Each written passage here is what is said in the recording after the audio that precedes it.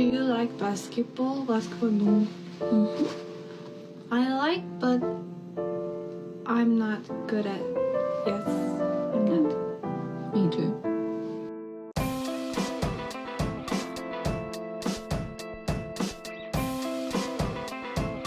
Hello, everybody. Welcome back to the State of the League There's podcast. about 2 solid seconds of silence, everybody. I hope you soaked that in.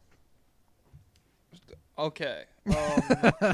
I don't know if I had a bit of lag on my end. I thought it was pretty timely. I'm your host, Jack, a.k.a. Jokic Joestar. With me, as always, the petulant Pablo Escobar. And I'm like Trae Young now, huh?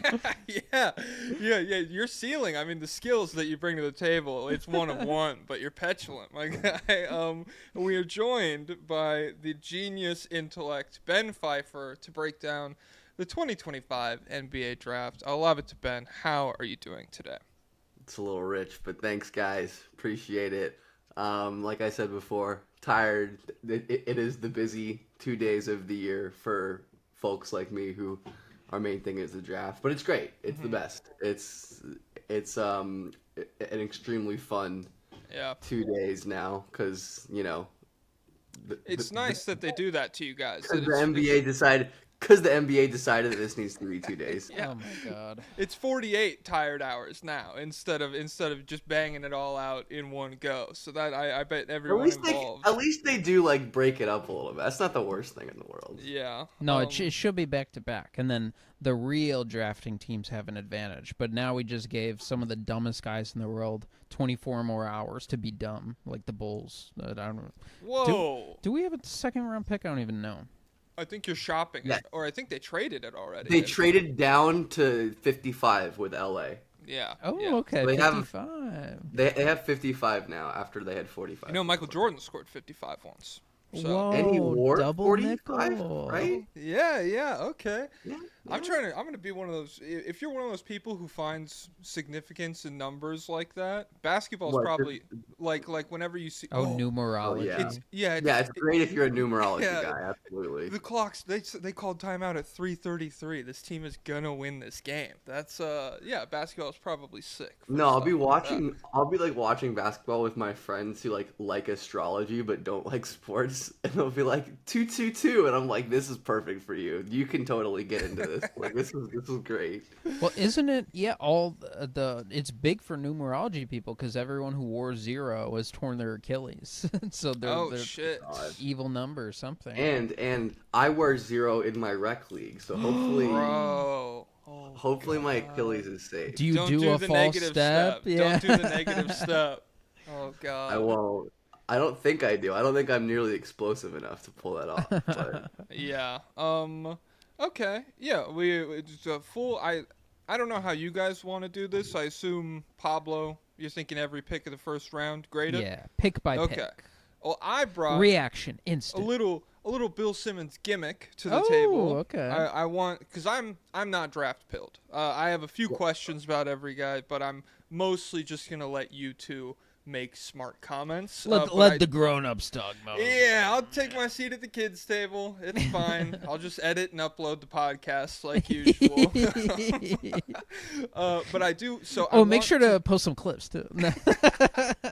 So for both of you, as we're going through this, both of you can feel free to speak up whenever one of these things comes around. I would like to know your favorite pick, your worst pick, the best value pick, and then the biggest slide. The guy you're most surprised lasted the longest on the board. And then at the end, we can kind of talk teams, winners and losers as well. Does that make sense? mm-hmm. Yeah. Okay, yeah. So favorite pick, least favorite, best value, biggest slide. First pick, I mean, are we that surprised?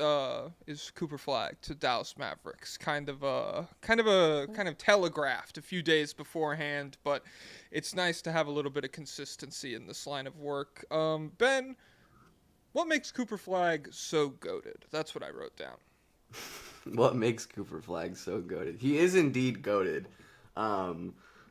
I feel like I haven't really thought about Cooper Flagg in months, just because we've known that there isn't really much to think about. But just an unbelievable two-way prospect. He was, one of the 3 or 4 youngest players in college while being the best player in college. And he's an incredible offensive player, excellent passer, great shooter, really promising creator, even though, he's got to improve his handle and stuff like that. And then he has the potential to be one of the best defensive players in the league. It's a very safe bet, and then the ceiling with him is pretty enormous with his age and his production and the feel for the game that he has.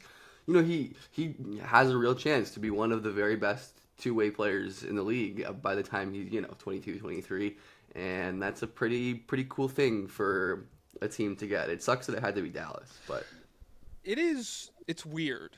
It doesn't. I don't want to put sinking ship vibes out there or anything, but it is just like, it's certainly not a franchise that like we're putting everything on him and we're ascending into the future. He's very much going to be playing a part in a team that's trying to win like serious playoff games. If not this season with the absence of Kyrie Irving, certainly over the next like 3 or 4 years. For sure. Yeah. I mean, he's the perfect kind of player who will fit in, like, can be a good third option from day one. But it's going to be, like, I don't know, kind of interesting for him to grow early in the season when he's probably not going to have Kyrie. Those rosters are going to be so weird. I don't know how you guys think that's going to shake out. Because they have, like, 3 centers and, they still have PJ Washington. Like, are we going to see a Cooper Flagg, PJ Washington, Anthony Davis, Derek Lively, Daniel Gafford lineup? I Could be hope epic. so. That would be epic. Could be. Yeah, I That think would be epic. like point Cooper Flagg, or I don't know, at least like a lot of dribbling responsibility Cooper Flagg. It's not completely out of the question very early on in this season. I know there's been some rumors about like the usual, like Schroeder or Tyus Jones or Westbrook or whoever, just like a stopgap guy to fill in this Kyrie Irving gone season. But I'm also of the opinion that like those guys, well, maybe Westbrook's proven he could do it. Like, he's different than Tyus Jones, but those guys are just like bringing up the floor. They're not really gonna change your life as to how you're approaching offense. So, Pablo, what do you think about the Flagg pick and the fit in Dallas and all that?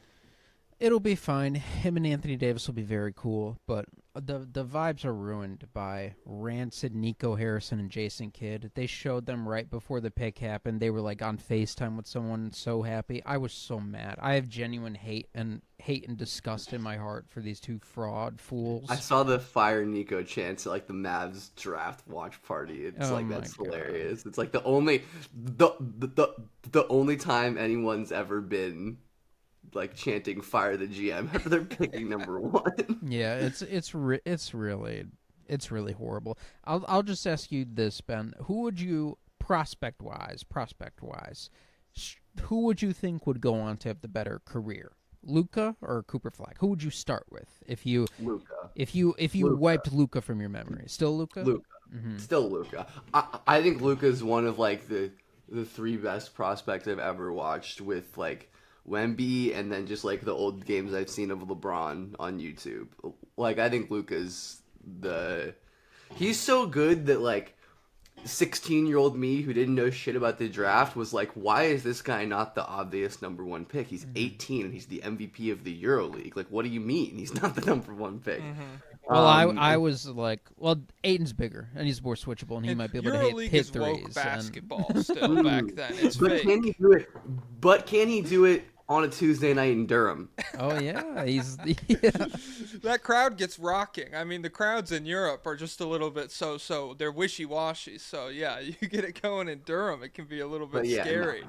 I think Flagg is in like that next tier down for me of like the best prospects of the last 25 years, where like Zion, AD, Durant, Cade Rice. maybe in that area. Rice. Like who? Bryce Sensible. Bryce Sensible. Oh, you said Rice. Like, So Flagg did. I'm curious. Was Luca also like the same year ahead kind of shit that Flag is right now? Yeah, Luka was really reclassified? young when he got drafted. Okay. Yeah. I didn't realize how. I thought LeBron was mega young when he came in, but he Actually, no, I'm wrong. Luka was 19. Luka was about 8-9 months older than Flag when he got Okay. drafted. Yeah. yeah, The I did- LeBron part's crazy because he He's like would have 100 reclassified days. if he could. Well, which way? Like LeBron, there was guys in 2002 or whatever that were like, I would draft LeBron #1 overall right now if he was eligible. So if that was a thing. How does LeBron not reclassifying impact his legacy? who was #1 in 02? Next on First Take. Oh man, I'll pull it up. I believe the Is that 02 Yao? NBA draft was Yao.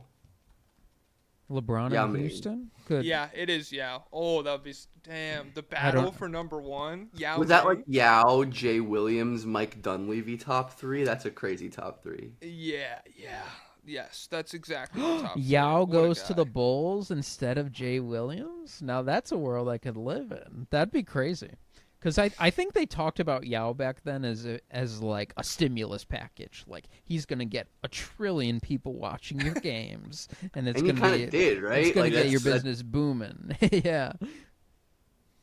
Yeah.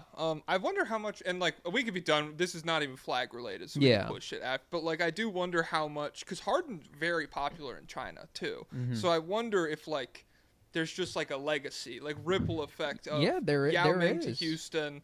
Everyone's just a Rockets fan now. And they're red, like the flag. Hey, okay, all right. Okay. I assume you guys are privy to the Wemby picture with Mao. Yeah. It's the coolest thing ever. Fuck. It's the coolest. It's the absolute coolest thing ever. Get this guy in charge of the union. I'm done with these. I'm done with these capitalists. No, we seriously need Maoist Wembanyama to take over Someone, the NBA PA. Someone in my comments called him Victor Chairman Yama. Yeah, that was the nickname. So hey, if that can make it to Basketball Reference, that'd be great. All right. So Cooper Flag, what A plus pick? What do you guys think? I don't have it in me to give a team an A+ for taking the #1 guy at #1. So I give it like same with Spurs taking Harper. I'm like, it's an A to me. You did what you were supposed to do, but like I'm not gonna give you points. There's no for- process here. Right, you know. C, no pizzazz. See, Pablo's not moved. How's he scoring a phone booth? Because there's a guy in Utah, hey, that's kind of crazy. Okay, so second overall, you foreshadowed it. Dylan Harper goes to the San Antonio Spurs. Pablo, you're probably the head of the Victor Wembanyama GOAT agenda right now. Yep.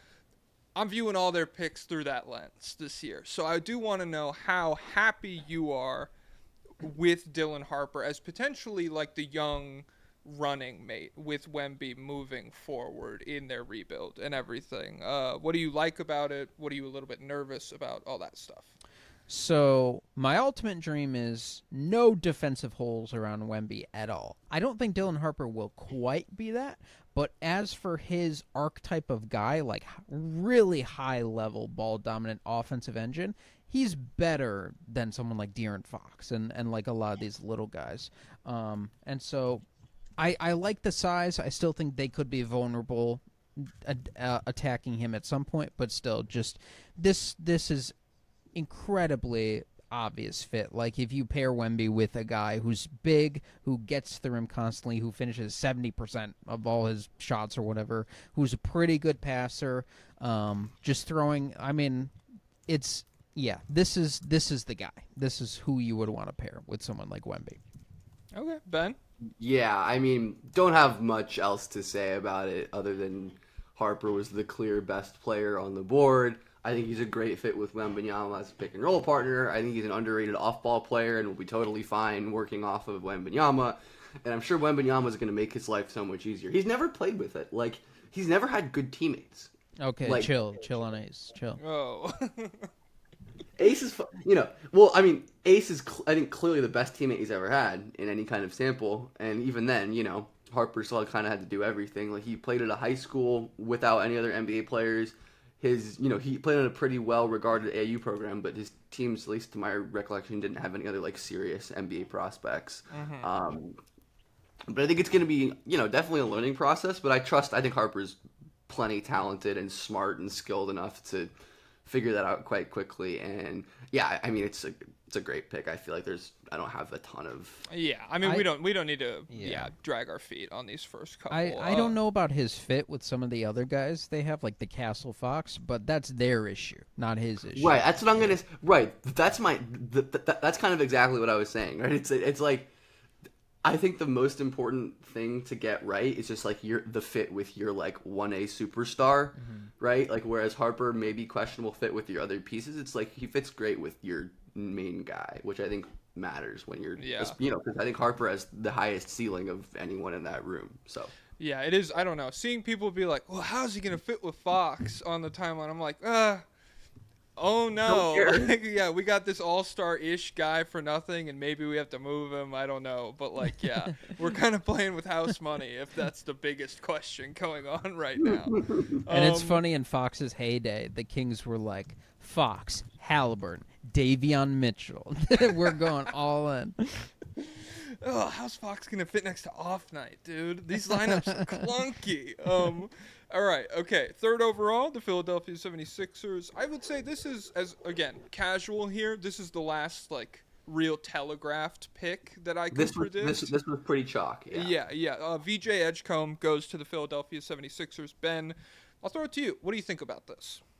I'm a little lower on VJ than consensus. I still like him. I still think he's like a top 10 level guy. And I don't hate this pick by any means. I'm a little worried about his like on-ball creation and the ceiling, therefore, but I think that makes him a perfectly fine guy for a team like Philly, where you have two guards who can create and handle the ball, and whatever Embiid's going to give you, he's going to give you. But yeah, I like VJ.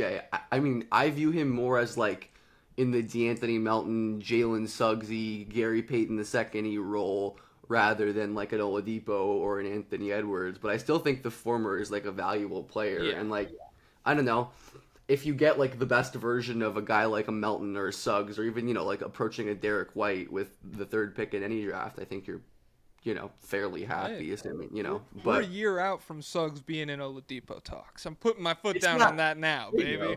It's not like not who I would have gone with personally, but I understand it, and it's like, he's a popular prospect, seems like a hard worker. It was very sweet watching him get drafted. We'll talk about a certain person who didn't seem super happy to get drafted where they got drafted.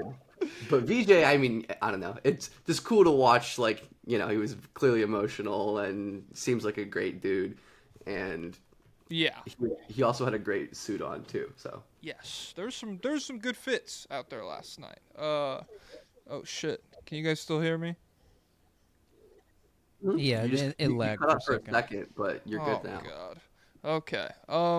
Pablo, I'll throw it to you then, I suppose. I've seen people describe both VJ's 3-point shooting and his handle as kind of being like far away.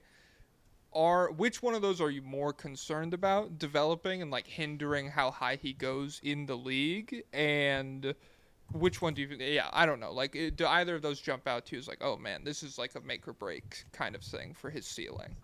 Well, I think to really maximize the type of player, because I agree with Ben, he is in that archetype. The 3-point shooting would be more important for me.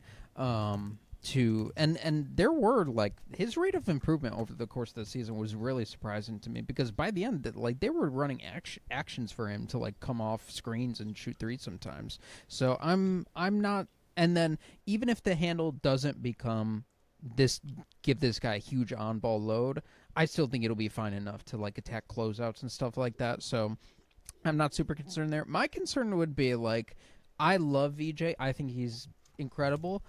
I don't know about him on the Sixers team, just in terms of like moving the needle, and it's hard for them because you don't know what the plan is in general. Because apparently Embiid's going to be ready for camp, so we'll see about that. But like, this is a team, McCain. They already have McCain and Maxey playing big role. Are they keeping Quentin Grimes? I think they want to, but I don't know if they can. Yeah, right? Maybe. it's just hard to see how this type of guy really changes Philadelphia's life as opposed to like a bigger wing or something like that, maybe. But at the end of the day, like if they think he's the best guy, that's fine, and they probably won't regret taking him. But so yeah, it's good. It's good. Okay. All right. Okay. Yeah, we can go to Charlotte then. Let's go. KNUEPPEL. That is how you say it. Yeah. Okay. Yep. Yep. Yeah, he goes fourth to Charlotte. This one did surprise. I said wow when it happened. I just seen him lower, and I have a few questions. Defensively, I don't know. In like the scant minutes I watched, I felt like he made plays a little bit more consistently than I expected him to, the way people talk about him on defense. And then offensively, I'm curious, are we locking him in to like a mostly gonna be a shooter kind of pick, or is there some on-ball juice that could be unlocked, especially with a setting in Charlotte that doesn't necessarily have a ton of good ball handlers right now? Ben, we can go to you first. I adore this pick. I gave it an A+. I was on with a friend of the show, Matthew Spawnhour, on my live stream while we were doing the pick. And I think, I was really happy with it. I kind of had a kind of gut feeling that they would take Ace regardless of like the smoke, because that feels like the Hornetsy thing to do. They didn't. They took a guy who I think is better, personally. I love Khan. I think he's more than just a shooter kind of prospect. He is not just a shooter. Like, he is a legitimately incredible shooter who has been a dominant scorer at every single level of basketball he's ever played since he was 14 years old. And he's, to me, one of like the very few best passers in the draft as well. Like, incredible feel and decision making and processing speed. And as you said, I think the defense is fine. Like, he's not like an incredible defensive player or anything, but he's smart. You know, he's got some size. He's 6'5", 6'6" on the wing. Well positioned, like active defender. Not like the quickest laterally in the world, but like, I think Khan, the path to Khan being just like a solid neutral, slightly above neutral at his peak defender is super clear to me. And the Hornets, this is kind of what I was saying on my stream last night, is like, this was a much needed like palate cleanser for the Hornets, who are just addicted to taking like Project the athletes who usually don't work out for them because they don't develop players well. Yes. And I really like this new direction. Yeah, they've been eating spicy food in Charlotte for like meal after meal after meal. And we're going in for a cream cheese sandwich with this one. It feels very stable. Just a little bit. You even though there is like ceiling there and there's potential, after like, you know, Salon last year and everything, maybe we're not just moving off tools anymore. So yeah, Pablo, how do you feel about it? Yeah, they just added a good player. Like it's almost certain that Khan is going to be good. I mean, people can dispute how good he's going to be, but he contributes in so many different ways. Obviously, the shooting is great, the passing is great. I think, Ben, you have like a hand tracked stat this year that has him as like one of the best passers in the class. I do. He in terms of just like you know, not gonna like in terms of just like passing quality, you know, like what percentage of his passes are like really high level passes, not just, you know, extra passes or basic stuff, fake assists. Like he ranks the highest, or like, you know, among the highest in the class. And he also was by far the lowest of anyone I tracked in terms of like his passing turnovers. So he just has an unbelievable blend of like an ability to make these like high level reads, like, and the ability to not turn the ball over. It's not like a Tyus Jones, Monte Morris situation where their assist to turnover is fake because they don't throw any high value passes really. Where ball security, like the blend of ball security, and like Cooper has this to an extent too, but I don't think as much as Khan. It's extremely rare to me for players as talented of playmakers as him. And you know, part of that might be the role he played in. You know, he was a secondary playmaker. He did turn the ball over a bit more when Flagg wasn't on the floor, but like, he also, I think, really expanded his passing game and his off-dribble game with Flagg in like the games that he missed and the times that Flagg didn't play. So I think there's more potential to unlock than just like a third guy. And like you said, Pablo, I think outside of Harper and Flagg and Harper, he's probably the safest player in the draft. Like, even if, he's not someone who you're like, in 5 years, like, okay, we could have picked other guys at third and probably been happier with the knowledge of hindsight. I don't think he's going to be a player who just like isn't useful. Yeah, and he can do some stuff at getting downhill, using his big body, creating mid-range shots, and creating good rim looks. He's got a lot of Jimmy Butler 2-foot pivot moments and stuff like that where he bullies people. So he actually might be, out of all the young guys on the Hornets, he might be the best at getting downhill and finishing, relative to LaMelo and Brandon Miller. Low bar, but yes. Yeah, and so in terms of a big three, they are. It's an okay foundation. They are all very high feel players. I feel like Brandon Miller was also a pretty good passer and obviously a great shooter. And then Khan is incredible, and then LaMelo has an incredible feel for the game. So yeah, they're better than they were yesterday. Okay, right on.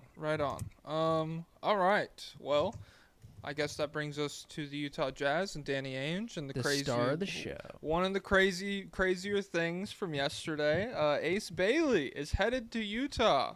He looked very happy up on that stage. He did not look shell-shocked at all. He was super cool with everything that went down, and he's excited to build. Pablo, what's up with Ace? I literally just wrote down what the hell is happening with him. Obviously, it's been a crazy leading up to the draft cycle, and then also as a Bryce fan, the depth chart has moved around a little bit since yesterday.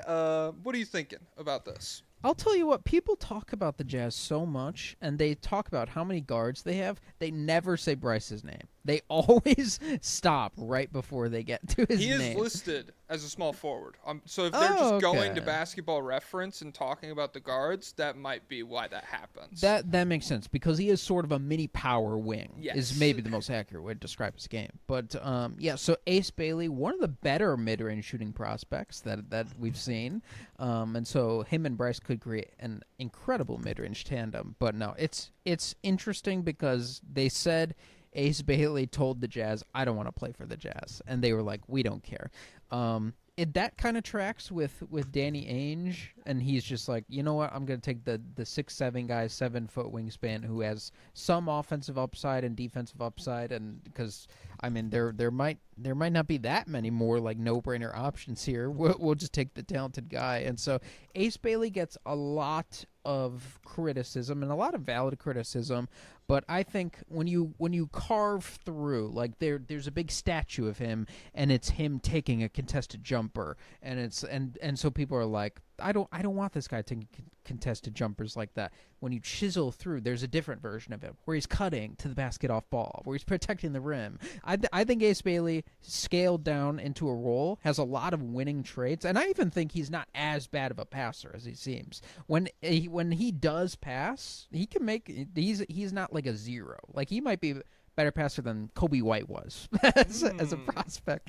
But yeah, I think Ace Bailey can be a winning player in the right situation. The only question is, does he see himself that way? Does he see himself as a guy who's going to be scaled down, or is he like, I need to cook, and this I better be the star of the Utah Jazz. I better be getting 25 shots a game. Yeah, I do think it's worth noting that when I was in Carmelo Anthony arguments circa 2013, that's the exact passing description I got. Was when he makes them, he's capable. He could thread the needle sometimes. It's just, you gotta make him make those passes. Yeah, but it's crazy to do that in year 10. yeah, that's fair. Ben, what do you think about Ace? In my winners and losers column for day one that I'm going to upload at some point today, I had the Jazz I had Ace Bailey as a winner, ? Because from a basketball standpoint, this is a wonderful fit. Will Friday as your coach, not that great, but carry on. Like Pablo said, I mean, I think he has a lot of winning basketball traits in a scaled down role. I think the Jazz so badly need two-way wings, and he can be that. I think his defense is going to help, and I think you need to get him with a creative offensive coach like Will Hardy, who's going to use him in a way that will maximize his skills rather than a coach who's just like, all right, go cook at the elbow, ace. But obviously, this is a tough one to evaluate because so much of it depends on stuff that we can't really know, right? Like how he's going to buy in, what his mentality looks like. And, you know, just from what we can see and observe, like he didn't look particularly stoked about about getting drafted by you. He wasn't exactly beaming up there on the stage. And us three, we wouldn't be happy if we had to go to Utah too, even if they paid Fair us enough. millions. So. Fair enough. It seems nice. It's like pretty out there and stuff. I'm not. Utah is a beautiful state. It is one of the most beautiful places I've ever been. But you know, I feel like it's easy to say that as a visitor. Yeah, not yeah. a If I'm resident. getting, you know, if I literally just told you I don't want to go there, and then you make me go there, maybe I feel a little bit differently. Right. Like I think we'd have a good time in Utah, but we could leave after 4 days Yeah. and go back to our lives. And you're not saying you have to go there and your locker's next to Jordan Clarkson. That's the nightmare. Yeah, he's got But, so like, many you know- clothes. Oh, what a Oh my slob! God, It's dude. everywhere. I had Ace a little lower than 5 on my board, but like I liked the pick from a basketball standpoint. I don't think it's a huge reach for me, and it makes a lot of sense from like a roster and a timeline. It's just like, again, aside from this one like obvious asterisk, it's a great pick. I don't think and I think everybody would be talking about it like that if it wasn't for, you know, the obvious. Is he just gonna be pissed and like not play here? Like, yeah. I don't know. I feel I like tend to believe that he'll get over. I don't know. That it's gonna be fine. that's what I'm saying. Is like, you know, if you take 100 kids who do this thing or whatever, not that like has happened that many times, but if you did it 100 times, I feel like 80% of them are just being like, okay, I will play in the NBA in Utah. It's whatever. I'll give him my I'm not gonna ruin my career because the smoke screen I put up didn't do what I wanted it to do. And so maybe Ace is in the 20 or whatever, like the smaller percent, but I do believe that like a guy who loves playing basketball and his entire life is centered around playing basketball will probably continue to do that in whatever opportunity is provided. Right. I agree with that. Yeah. Yeah. Okay. The next pick kind of intertwined because this seemed like one of the locations Ace wanted to get to. The Washington Wizards at 6th overall select Trey Johnson in the absence of Ace Bailey. What did I write down here? This seems like it was still the best pick available for the Wizards, but since they moved Jordan Poole, there is an absence of like ball handlers on the roster, like reliable guys who could dribble outside of Bub Carrington, I guess. And so Ben, obviously, like, whatever happens, rookie year, like, the Wizards aren't super close to being competitive. We're not worried about fit. But I am just curious, like, what the next year looks like for Trey Johnson if they're running a lot of these minutes with, like, Malcolm Brogdon point guard shit. How do you like the fit, and how do you like him moving forward? I like it. I had Trey 6 on my board. He went 6 to Washington. I probably would have taken, like, a Fearsy guy here who I know Pablo loves. But We're hard over height guys on this podcast. Just because I think this Wizards team is like still looking for a real like downhill advantage creator who can be your offensive one, but you know that's hard to get, and at the 6th pick you're probably not going to get that anyways. And they really just did need like a bona fide high-level offensive player, and I think they probably got that with Trey. Even if it's not as a primary, he's an absurd shooter. Is he the best shooter you've seen since doing this? I think for me he is.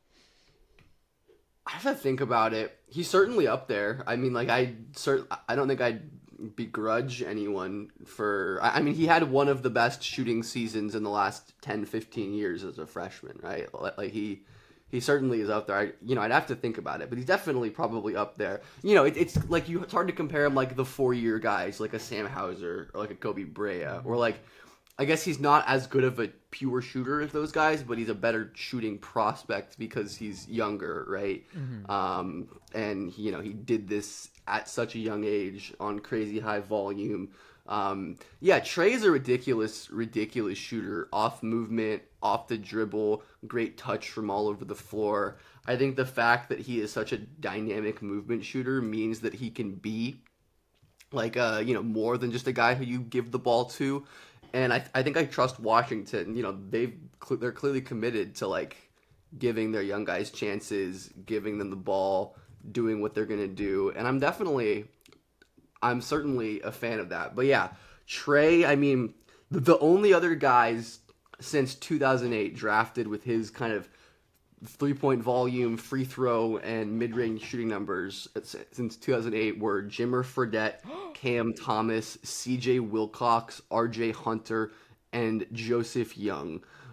Pacers legend, by the way. Paul George's and cousin? he's the only, and he's the tallest of that group by a significant margin. Like, and I think he's like, I don't know if I already said that. I think he's an underrated passer, but Yeah. No, you didn't. Yeah, but okay.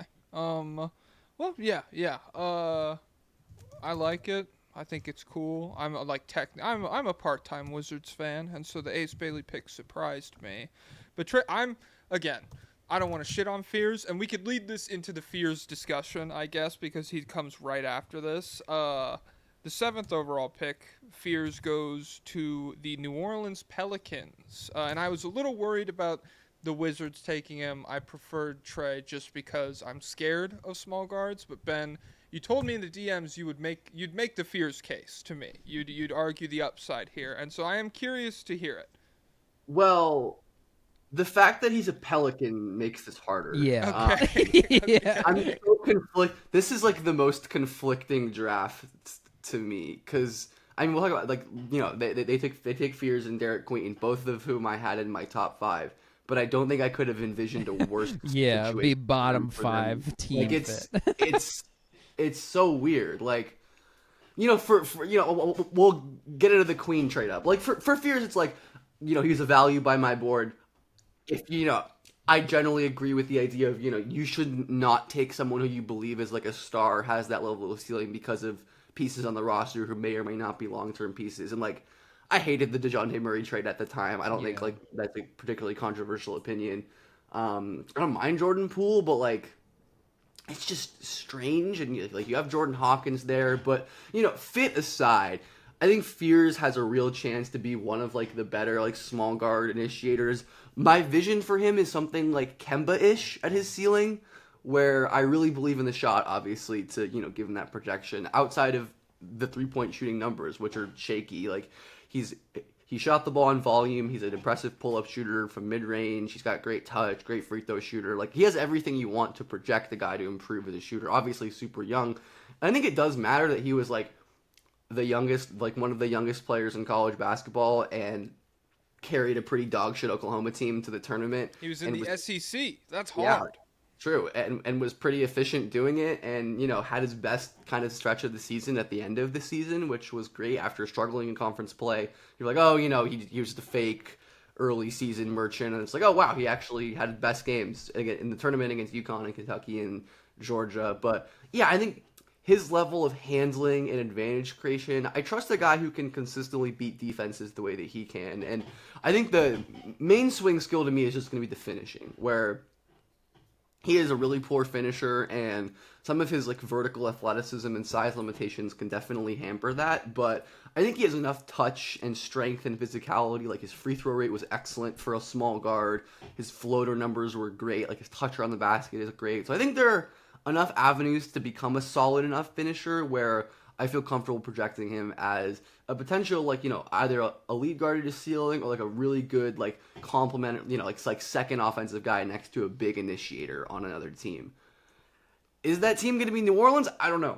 I don't know. It's weird. I don't know what his pathway to playing time is going to look like. I don't really trust that organization when it comes to, like, they have developed, Trey, I think, Trey Murphy's made notable strides. Mm-hmm. I think Herb Jones has made notable strides in his career. Still just, like, not an organization I'm super confident in, like, really developing young players, and especially with the weird roster fit. So I don't know. Like, I'm obviously very positive about Fears, but I'm less positive about, like, and, like, I gave this pick a good grade overall just because, like, I think but I don't know. It's a weird one. I don't really understand it. And like we'll talk about like the Pelicans with their asset management. Well, I think we could do both. I think we Okay. could group them together. Pablo, do you want to do fears in isolation before we get into? I just like the Pelicans are one of the big stories of the draft to me, and like their team has changed pretty drastically over the past like 72 hours. Yeah. So, well, first, wait, is Oklahoma in the SEC? They are. When did that happen? This is their second year, I think, in the SEC. Maybe I first. only even know that because I said on Twitter, make the Jeremiah Fears case for me, and that was like 30% of the responses. Just like, SEC small guard in the basketball. SEC, that's tough, man. Yeah. I mean, it's not like one of the first things I'd bring up, but I do think it is worth. Yeah. I think he was second in the class in usage rate this year of anyone. Like, so he they really needed him to touch the ball all the time. At least I like that he's going to have some real like play finishing threats to play with in Zion and Eve Misi and those guys, because he had no good bigs pretty much ever. Yeah. Pablo, what do you think about Mr. Fears? Yeah, anyone who listens to the show knows that I'd be out on this guy. Too small, too He's little. too small. Like my thing with him is like even if he hits the top outcome, like even if he does get to Kemba level, which will be hard to get to, because Kemba was so good. Even if he gets to that level, I'm worried about the defense.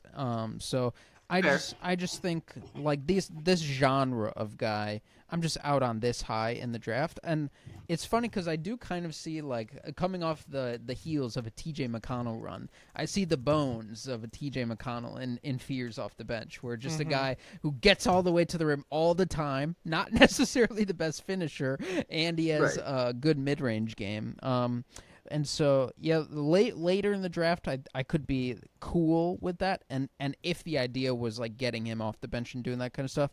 But as for offensive engine, yeah, I just prefer to put the ball in the hands of someone bigger. And then the Pelicans fit is a disaster because like, I unless they're moving Zion, but it's confusing because Jeremiah Fears and Zion, I think. If you take the ball out of Zion's hands, you're nerfing him. If you take the ball out of Fear's hands, you're nerfing him. And he can't shoot yet, so I don't know how much he does. They're both Zion has improved defensively, but he's still pretty bad. And then Fears, I think, will be very bad. Yeah. I don't know how to feel about Zion going forward with this team too, because like I don't know what the long-term plan.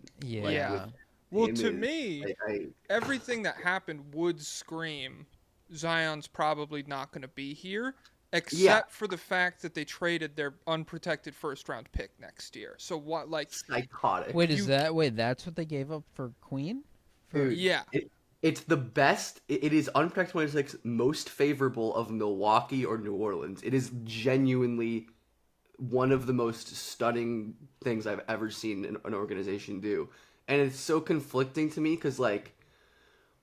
If you're gonna make that trade, it better be for a guy who you really think of as like a blue chip superstar, potential, like high end prospect that's falling. And I do think of Queen like that, but even then, it's like, and especially with Queen in the context of my question with Queen is, it seems like a lot of the advantages and the funky layers he brings on offense exist in spots where you would expect Zion Williamson to be. Yeah. He would be Zion replacement, if anything. He could, honestly, but it's, and again, giving up a potential, like an unprotected first in a potentially loaded, I mean, the top three is going to be special. Who knows beyond that, but potentially really strong draft. Both teams, it's, you get the best of Milwaukee or New Orleans. Both of those teams have old guards coming off of Achilles tears. And, I think there's potential. There's plenty of downside for Milwaukee. Obviously, Giannis trade would make this a just horrible disaster immediately for the Pelicans. But even if not, like they're an old, thin, injury-prone team that could slip down. It's possible that Giannis misses 30 games and they slip down further than you think. Or I think the Pelicans obviously made this move because they think they're contending for the play. Like they think they're making the playoffs this year. But like. Have you seen gestures towards the Western Conference? Like, yeah, like it's possible they like if the Pelicans stay healthy, which we all know is a gigantic, blaring red if. Even then, I don't know. it's like No, it's like everyone in the healthy West is Pelicans. getting better. Yeah, Yeah, like healthy Pelicans versus the Spurs next year or something. Yeah, if they're fully healthy, they certainly have a good shot to make the playoffs. Like I won't doubt that, but it's not like they're not a locked in top 6 seed. And for that, like as much as I love Queen, and like I said, there are definitely fit concerns. I think he's probably a little underrated as an off-ball player just because of how highly I view his passing. He's a great like short roll passer. He can play to the elbow, and another one of these guys who I think like. We've seen him play like a more scaled down role when he was at Montverde with Cooper Flagg and Liam McNeely and all these guys, and I think he was pretty great in that role. And then he scaled up beautifully at Maryland, obviously, because they needed him to play offense for them. They had nobody else who could really create and score off the dribble like that. So I do trust his ability to like fit in with other good players, just because I've seen him do it before. But like Zion and Trey and Yves Missi and Herb Jones, and it's a strange. It's a very strange roster, and Poole. While I don't have it in me to just like call the Pelicans straight up losers because I like the players they got, in terms of their like process and future flexibility, that is just they tanked it, and yeah. Who is running them right now? It's not David. It's Joe Griffin. Dumars, yeah. Dumars and Troy Weaver. Oh my Dumars confirmed idiot. I'll yeah. go Someone out was on like, I saw people being like, this is like a classic Troy Weaver moment. Yeah, and so Queen also, because like part of this is what I'm thinking about is the potential for Fears and Poole starting backcourt. I don't think that's out of the question for this team. Like I like at least like when we walk into the season, I don't really know exactly what their starting lineup is going to look like, but I figure we'll see that duo in the backcourt together for stretches. Immediately, I'm concerned about the defense. Yeah. Like that is one of the Don't worry, Zion's behind him. Well, then Derek Queen is shoring up the back line, and it's like, okay, well, we were just projecting him to like Washington or whatever because it's like, well, they have the infrastructure, they can handle it because they've got all these toolsy guys, these great athletes or whatever. Herb Jones rocks, and Trey Jones is cool, or Trey Murphy is cool, front of the program, but I am like, I'm straight up. If the offense isn't nuclear, the capacity for this roster to just be like bad for huge stretches defensively, it really jumps out to me. So yeah, I mean, it's not an original take. Moving that pick was insane, and I'm very confused about what New Orleans is cooking, but I guess we just have to see moving forward. Pablo, do you have like Derek Queen focused thoughts? Because yeah, we could use this moment to just like get all of it off about him as well. Yeah, he's a guy. I had him in a unique spot. Like I had him alone in like a tier 3 kind of area, and I put nuclear warning signs around him on my board because I had him in tier 3 as well. Yeah. He was atop my tier 3 as well. I don't know what your tiers look like, but he is a guy who we could look up and he could be a top 20, 15 guy in the league, or he could be out of the league by the end of this rookie contract. The defense is very bad, but I do think there's signs of life. I think the signs of life are on the perimeter, but at like the 4 or something like that. He's an incredible rim attacking threat. He's a very good passer. He's got touch around the rim. I don't know if I necessarily count on the outside jumper coming around, but maybe it could. I'm not betting on it. Yeah, his form doesn't look that bad, but there's not a lot of indicators that it'll work out. So I would like it just for a team with less, like if the Nets took him at 8, I'm like, hey, I see the vision. If the Bulls took him, I'm like, I'm not counting on anything else, so why not take a chance on this freak? My question with him will be, Ben, what do you think about improving defensively? I was thinking, like, I don't trust him like ever becoming a viable backline rim protecting guy. And I was thinking, so maybe he could lose weight or get into better shape to defend better on the perimeter. But if he loses weight, that could have a nerfing effect on his offensive game because he has such a crazy power element to his drive. So what do you think ideal Derek Queen looks like? definitely true. But I do think he's already kind of cut weight over the last couple years and still kind of kept that element. So I do have some kind of optimism about him keeping it more. And he has a great enough handle, and I think his like speed and change of direction are good enough to the point where I think it's going to be okay regardless. I think the defensive upside with him comes as like a weird hybrid 4-y perimeter defender because he does have great hands. Like he's so good at plucking out balls from like loose handlers or jumping passing lanes or, you know, like I think his feet are honestly really quick. Like he's got light feet. He can kind of change directions in space when he's, you know, engaged. I mean, the biggest question with him is just like the motor and the intensity and the effort, which again, who knows, you know, maybe you get to the NBA where he doesn't have enormous usage and the kind of offensive role that he had, and it's like, oh yeah, he's trying harder on defense and he looks solid. But I agree that it's not as like a backline defender. But hey, I mean, you know, I think Yves Missi showed some promise there last year. Obviously, I think Herb is one of the best like backline defensive non-bigs in the entire league, if not the best. So from, you know, again, like we said, this makes way more sense if Zion's not here. Like, in that case, it's like you do actually have some pieces I think that complement him on the defensive end, but I just have no clue what the plan is here. I don't know what they're doing. I don't know what their vision is. I have a hard time seeing it. I like the talent they got. Like I love Queen, I love Fears, but man, like if you told me before the draft a team would come away with Fears and Queen, like 99% chance I'd be like, that's a huge home run, A++ draft. But then the Nets were cooking. yeah, real like, monkey paw moment. But then I see this and it's like, oh, real? That's how it happened, and I don't know. I'm perplexed about this. Yes. Yeah, and I guess that's just something that is going to loom over the Pelicans franchise for the next year.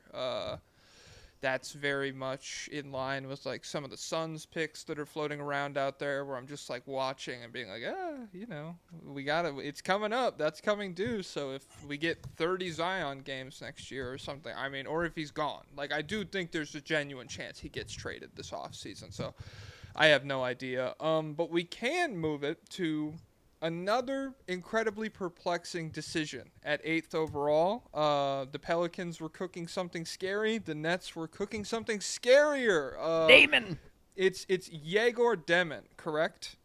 Okay, yes. 8th overall. That's my understanding of the pronunciation, yes. Okay. I don't want to disrespect his name, but I will disrespect his game. Is this just Josh Giddey again? Pablo, I'll give it to you first. Yeah, of course it is. No, probably. I mean, I just don't have confidence in the scoring game coming around. If you can't score, all that passing means nothing. He's not going to be a great defender. Don't see the vision straight up. Ben? I don't know. I mean, this pick looked bad at the time and only got worse with every single consecutive Nets pick throughout the draft. They're the only team that's ever picked 5 guys in the first round, and I think they went one for 5, which is absurd. And don't spoil the one. I'm excited to see who the one is. The one is a strong commitment to the state of Israel. No, the one is a strong commitment to the state of North Carolina. Okay. But yeah, I mean, DEMIN, like if they took DEMIN at 20ish or whatever, I would have been totally cool with it as a swing because he is a legitimately phenomenal passer at 6'8". But that's about all he brings, and as we've seen with a guy like Giddey, and I think the Giddey thing is, I think Giddey was a better scoring prospect. He was more promising as a creator, had more strength, and kind of juices a downhill guy that Giddey, still I don't think is fully unlocked in the league, and maybe never will. But DEMIN, I think, is starting from further behind. And is defensively doesn't give you much. He can't really score at all. And this is like the overarching theme with this draft, which we'll see, is like they just drafted a bunch of guys who need the ball all the time. And I guess the bet is, one or some of them learn how to play off the ball. I think if EGOR can just obviously shoot would be huge, but the fact that he's never been an efficient shooter hurts. He has the volume and the confidence of a shooter, but just the ball has never gone in, and his touch indicators have never been great. So They've I got don't they've know, got like like, a Moneyball war room in it's not Brooklyn like, where it's oh, like, hey, he's confident with his shot, so it'll come around. it's not like the absolute worst pick of the night to me, but it's certainly up there. And if you think it is the worst pick of the night, I think it's reasonable. Like, it's very strange, and I don't understand it. Yeah. Again, I don't know shit, but I am anti. If you're a great passer, can't score, you scare me. It's a scary thing, and it seems like there's several guys like that the Brooklyn Nets ended up with, and so we'll get to them a little bit later in the night. But yeah, this is not. I mean, it's like, I don't know. I don't see that many moments from the draft where like all the streaming people are like posting their reactions to it and stuff. But this is one of those where everyone's like, "What? They took him here? Oh my god!" So No, yeah. I had our, I think, mutual friend of the show, Jack Dan, Kings fan, on like for the end of the draft for the last picks, and like I posted, I clipped our reaction to like their 27th pick, and I put it on YouTube, on TikTok, and it's like, I've seen, like, this is just ridiculous. It's insane. And Jack is a crazy person too. So if anyone was going to be on board with that, it'd be him. Yeah, Jack will talk himself into anybody. And he was not on board with it, I'll tell you that. They could have got Sissoko instead at a lower cost. Oh man. Yeah. So pretty consensus, not ideal pick at number 8. Number 9, the Toronto Raptors select Colin Murray Boyles. He said fuck after they drafted him. That's the only thing I wrote down. Ben, how do you like this fit in Toronto? Because it seems like Toronto is one of the closer to competing teams, or at least like they've built their team out that way, that we've talked about so far. How do you think about Boyles in Toronto? It's a little strange, but I like it overall. I mean, I think Murray Boyles, I had him higher on my board than he went, and I think adding talent always makes sense. And I do think he's gonna just like continue to supercharge an already promising defense. Like Toronto, I think was pretty impressive on defense, especially towards the back end of the year. They already have so many long. I mean, this is just like their type, right? They go for the long, strong, athletic playmakers, and CMB, I think, is a strong case to me as the best defensive prospect in the draft. Offensively, it's a bit weird. Like, the lack of, like, shooting, cutting, off-ball movement on this Raptors team is really strange. And I think just having the playmaking Murray Boyles does will help him fit in better than your average, like, non-shooting, smaller big, right?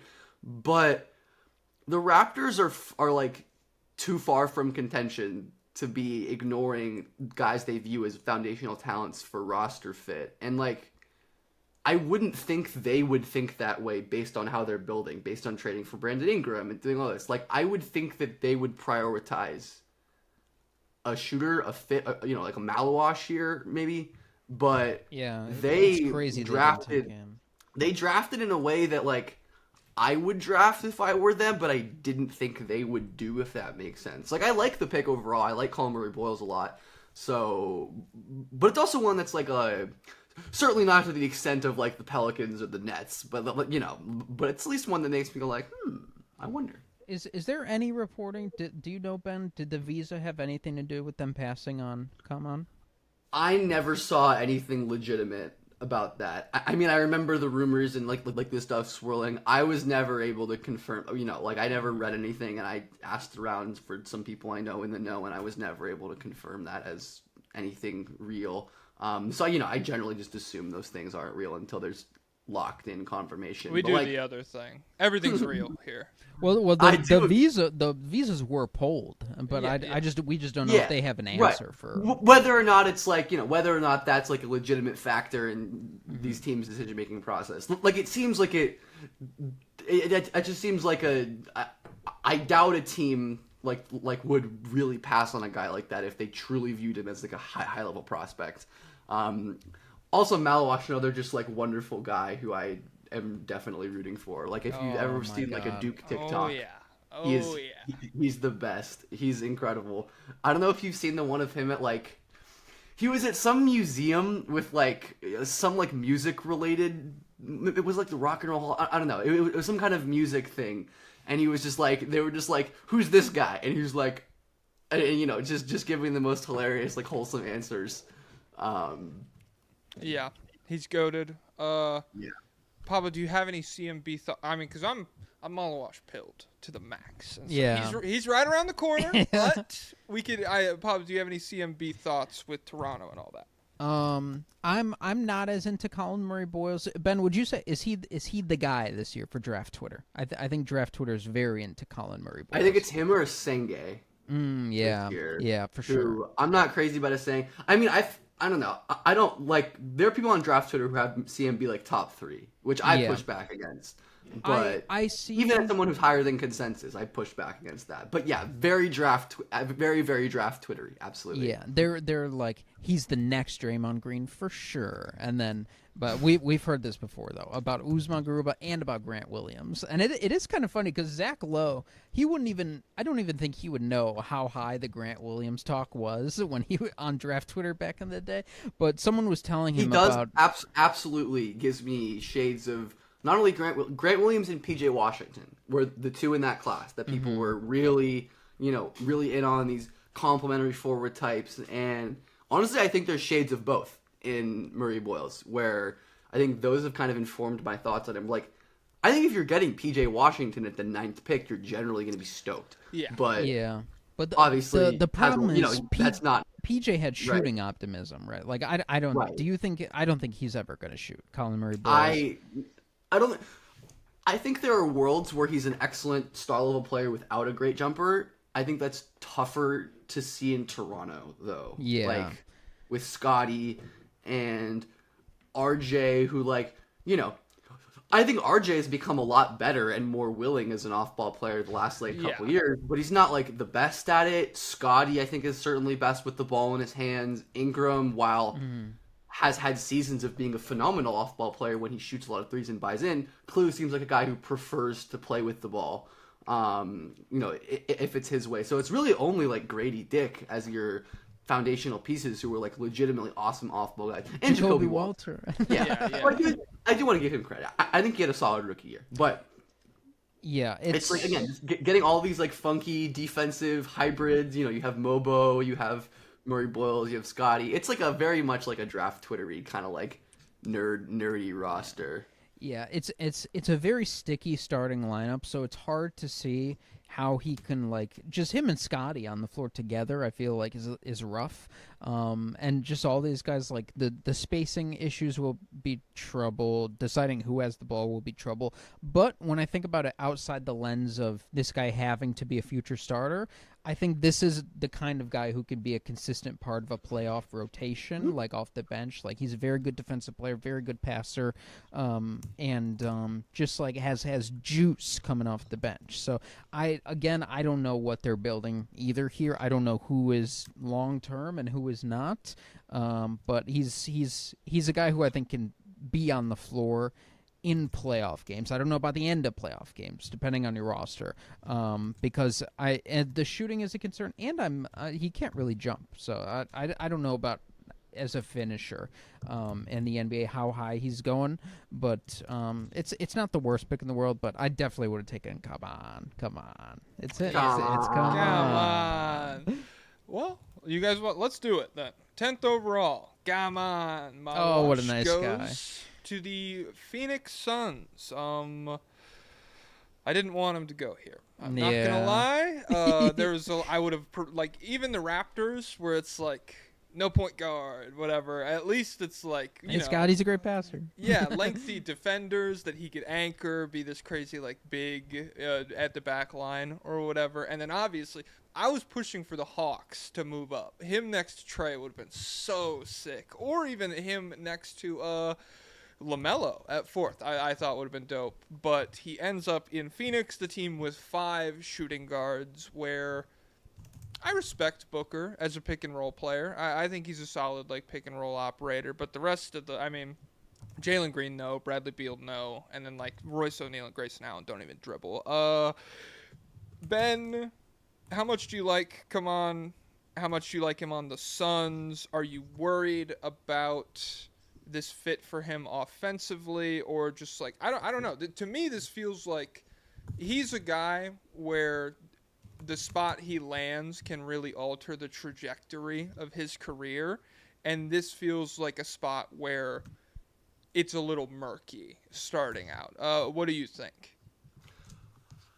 I mean, I think it's like a dream for the Suns, right? Like, they kind of fall ass backwards into a foundational rim protector that they so desperately needed forever. And it's kind of a weird spot. Like, I don't really know how I feel about this current Suns' ability to develop players because they don't have young players. Mm-hmm. Like, they don't, we don't really know how they are like this. Like, I don't know, but I think in terms of just like, they so desperately need a guy who can anchor their defense. And I mean, he's a great play finisher, low usage offensive guy. It's an excellent fit. Like, I was high on MALUACH. I think he was a value at this spot. Like it was one of my, few quote unquote like A+ picks of the day. I mean, it was a clear slam dunk.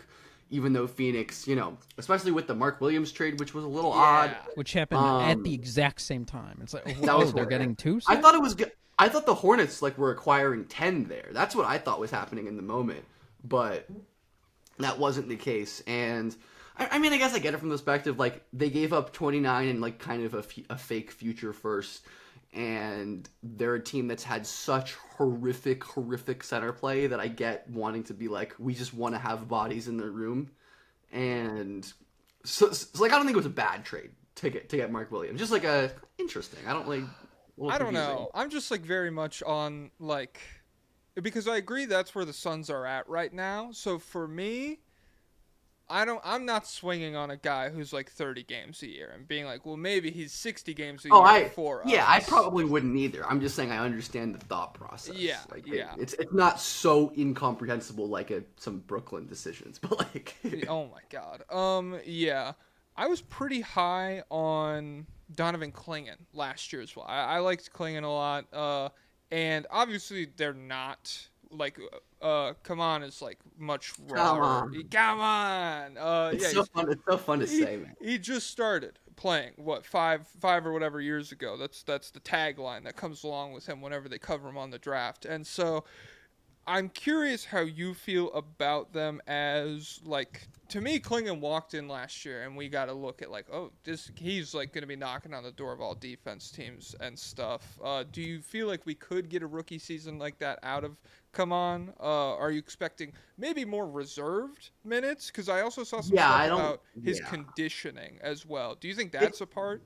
I mean, that's a huge problem for Clingan too. Yeah. That was one of his main issues too. I think it could look similar to Clingan in there will be moments and stretches where it's this guy is unbelievable, and then there's going to be large stretches where he's either injured or doesn't play a ton or doesn't play well. I remember Clingan early in the year had that 8-block game against Minnesota where he had 5 blocks in the fourth quarter in an upset win, and he was just so unbelievable. Literally owns Gobert. Oh my God. It was unbelievable. It was truly incredible. But I think MALUACH is farther away from impact than Clingan was upon getting drafted, and he's younger than Clingan. He was younger than Clingan on draft night, so that's to be expected to some extent. But I wouldn't imagine him being a great rookie. I think he's gonna have his moments. I think he's gonna have games and stretches where people are this is incredible. How do they let him fall there? And I think in the end it's gonna look good, but I do think he has a ways to go in terms of his defensive awareness and his strength and physicality. There's plenty of things to improve on, even though I think there's easy pathways for all of those to improve. But yeah, Pablo, what do you think about KHAMAN? Yeah, great. Come on. Great player, horrible destination because this team has no future, and so that means he has no future for the foreseeable future. We won't see him in an important basketball game. I'll put the over under 7 years, but he's a nice guy. I'm happy for him, and I think he'll be a very good player. Okay, cool. Yeah, he seems great, and so wish him the best. But ultimately, a team that has tied themselves to Jalen Green, I cannot fill my hot air balloon on that kind of stuff. The 11th overall pick. Are you guys brave? I'm a coward. Nice. The Memphis Grizzlies. I think this is the first trade. Well, this is the first trade picks-wise that happened last night. The Grizzlies moved up to 11th to get one Cedric Coward. Is this who you would have had at the top of your board in terms of, like, we're a good team, we want to add a role player who can contribute next year? Ben, is that how you feel about him? No, not at all. Okay, well, it hit me then. What do you think? I'm interested in Coward. No, you're not a coward, dude. Just admit it. You have zero fears, but you're not a coward. Hey! That's good. He's a major project. Okay. And I think he's an interesting one and a project that I understand betting on. Like, he has some really intriguing traits. Obviously, everyone knows about just, like, the special physical tools. He has incredible touch, one of the best finishers and mid-range scorers in the draft overall. And I think he's a promising defensive player, but he is a very shaky defensive player at the moment. He can't really dribble or do much with the ball in his hands outside of open shooting. Like, he was a post-up player in college for most of his time. And he's an older player with very little experience against high-level competition. He was rough in pretty much over the last he only played 6 or 7 games this year. And his only game this year against a good team, which was like a high major power conference team, which was Iowa, he wasn't very good against. And then in the 5 or 6 games he played against power conference teams at Eastern Washington last year, he also wasn't very good in any of those games. So it's, if Coward was healthy for a full season at Washington State, would he have adjusted and had good games against good teams? Probably, maybe. Definitely. If he went to Duke next year, he'd beat out DeBanza, Boozer, and Darren Peterson. Exactly. Yeah, exactly. Right. But, point being, he certainly could have. I'm not going to say there's no way he would have improved or, answered the questions that we have, but just we have those questions, right? That make this not only they traded up, they didn't give up as much as, the Pelican. What did they give up? I don't know the years, but it's 1 first and 2 seconds. Yeah, that they gave up a future first, which wasn't, I don't think as nearly as, I don't remember exactly the details, but it's not nearly as valuable as the one that the Pelicans gave up. To move, moving up 5 spots to a future first, that's kind of a lot, honestly. Even if it's not disastrous or anything. Howard is a very Memphis-y, analytics darling-y type pick though. Which makes sense. Jackson Hoy's done it again. Jackson Hoy has done it again, that's right. And I don't hate it. I don't despise this pick by any means. I think it's a project, and this makes me curious about what this signals. That was going to be my follow-up question. The Athletic Football Pod with Robert Mays, they always do a show after the draft where it's what does X team's draft tell us about their plans? Because teams will lie to your face pre-draft, but the lying is over once they make the picks. So what does this tell us? Whether I don't know, because you don't see him as Bane replacement potentially. Not really. I don't think so. Maybe if he blows past his ceiling. But Bane was a ridiculously great college player and was a dominant playmaker as a college guy. He to me, I don't know, Moses Moody-ish is kind of my vision for him. And I say this as someone who's high on Moody and is big, Moody needs to be freed kind of. Steve Kerr, you're an idiot. Official even though he wasn't great in the playoffs, and that's a bit of a tough shake for my agendas. But a big long wing who can defend multiple positions, hit shots, do a little bit off the dribble, and I think the upside case for Coward is more of a tough shot maker, mid-range creator than a playmaker. But I do think he has this really incredible flexibility and bend for a guy of his size, where he can get low and move his body in weird ways that most players his size can't. And I do think there are people who I really respect. I think my guest who I had on while the pick happened had him at 10 or 8 or something, and I'm I understand it. But even if I'm not so crazy about Coward, but yeah, trading up for him especially is not my favorite thing in the world. The picks are 2028 Orlando first round pick, and then 27 second from Atlanta, as well as a 28 second from Sacramento. So yeah, the Blazers now own the Orlando 2028 first rounder. That'll be pick 30 too. Oh yeah, because they're, I mean, in this Eastern Conference, oh my God. Come on. No, but I guess it's just, I don't know. It is confusing, like, big project, because you talk about, like, Bane replacement possibility or whatever, Pablo. It's not like Bane replacement in 3 years. To me, the Grizzlies are like, we need good players kind of now. I know they aren't, it's not like they're made of 30-year-olds or anything, but I think if you have, like, consecutive seasons of, like, weird middling outcomes where you get into the postseason with Ja and Jaren Jackson and this, you know, good supporting cast, and you don't see promising results, I don't know what the front office is going to do at that point. And so, yeah, I'm just, I'm confused on where the Grizzlies are at in general these days. This pick aside, like, I felt that way coming in, and so, yeah, I don't know. I'm into Coward. I'm for all the stuff Ben listed. I fully agree. I'm just glass half full on it, and so I'm like, I get it. Yeah, I'm like, you're telling me great measurables, dominated all the lower competition that he did face. He shot. He's a very good shooter, I think. Yep, he's a good shooter. Yep. And then. Yeah, the defense I was not as impressed with. The defense doesn't live up to the tools yet, but I do think he can be a plus on that end in time.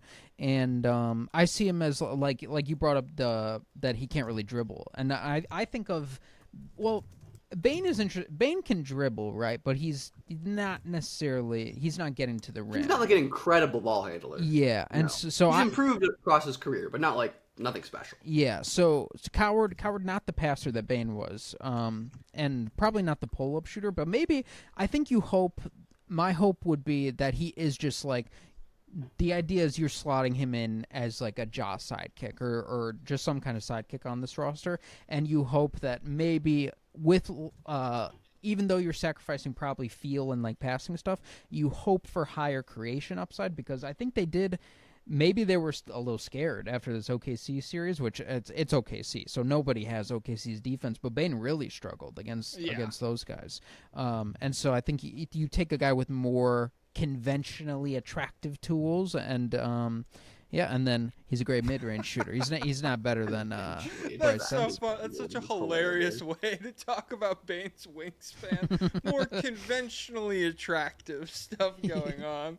Oh my God. Yeah. Okay. Well, if we're done with Mr. Coward, we want to talk about sick-ass measurables. We want to talk about the draft guys, the Chicago Bulls at 12th overall.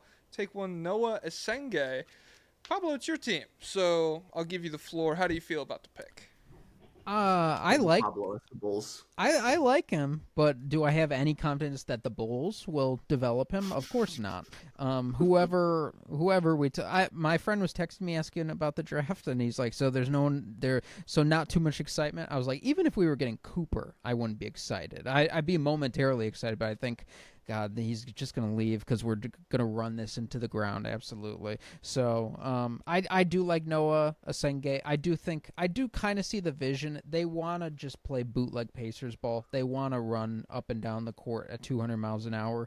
And he's kind of the same genre of player as Modest. And so athletic guy who gets up and down. Both of them offer backline rim protection. Essenge's got like this I really like the versatility. I think he could be a good rim protector and a pretty good perimeter defender.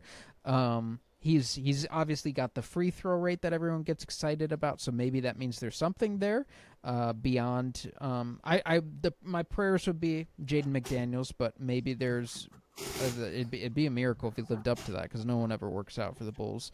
But yeah, I see the vision. I think it's a good pick. It is a little weird that he just left the German championship. I don't know. I'm not going to hold it against him too much, but it's kind of funny. I don't think it's that weird. Do you view it like skipping a bowl game? I saw that comparison made. That is a good comparison. I mean, they'd been cutting his minutes over the last 4 games anyways. Like he doesn't play as much as SARAF, for example. And I don't think he's like necessarily as important to the team in terms of like offensive usage. at least. And I also get it from an injury risk perspective, like Yeah. hard to. I mean, again, like I think I can kind of understand why people are like, oh, it's a little weird that he like missed the championship, like, missed the finals game, but it's also like they know this. I can't imagine this is like a surprise, and also like we never know how much of it is his decision versus agents and versus teams, right? Like kind of making the call where who knows, maybe Essengue was like, I want to play, but the people in his circle were like, it's best for your future if you don't, and he's like, okay. And maybe he didn't like playing on a team with an Israeli and a bunch of Germans. Maybe they're mean guys. Anyone think of that? Maybe he wanted to go play on a team with a nice God-fearing Australian. Yeah, a lot of really cool young guys who won't accomplish anything together. But I'm not go on Instagram. I'm not crazy about Essengue just as a prospect. I had him a little lower than this, like 15, 16, so it was a bit of a reach. But I think this is a really good Bulls fit, and kind of like we talked about with the Raptors, like a pick that I'm makes a shocking amount of sense with like their timeline. Like the Bulls are always like, oh, we need to squeeze out every single win we can, but they took a bona fide project. Whereas like, well, we have 9 guys between 20 and 25. I thought we were going to have 10. We don't. We have a guy who's 18. Modest was like significantly more ready to contribute than Essengue is, like for comparison. He's older on draft day, so that makes sense, right? Noah is like a monstrous perimeter defender. Like he to me is like a freaky, one of the best wing forward sized on ball defenders I can remember watching in quite some time. And I think while I have major half court limit, questions about how he contributes in the half court. We're not going to be in the half We're court. not playing in the half court, baby. Exactly. I think if there's any team that I think can squeeze the most out of it's honestly the Bulls. Like they're going to play fast. They're going to run.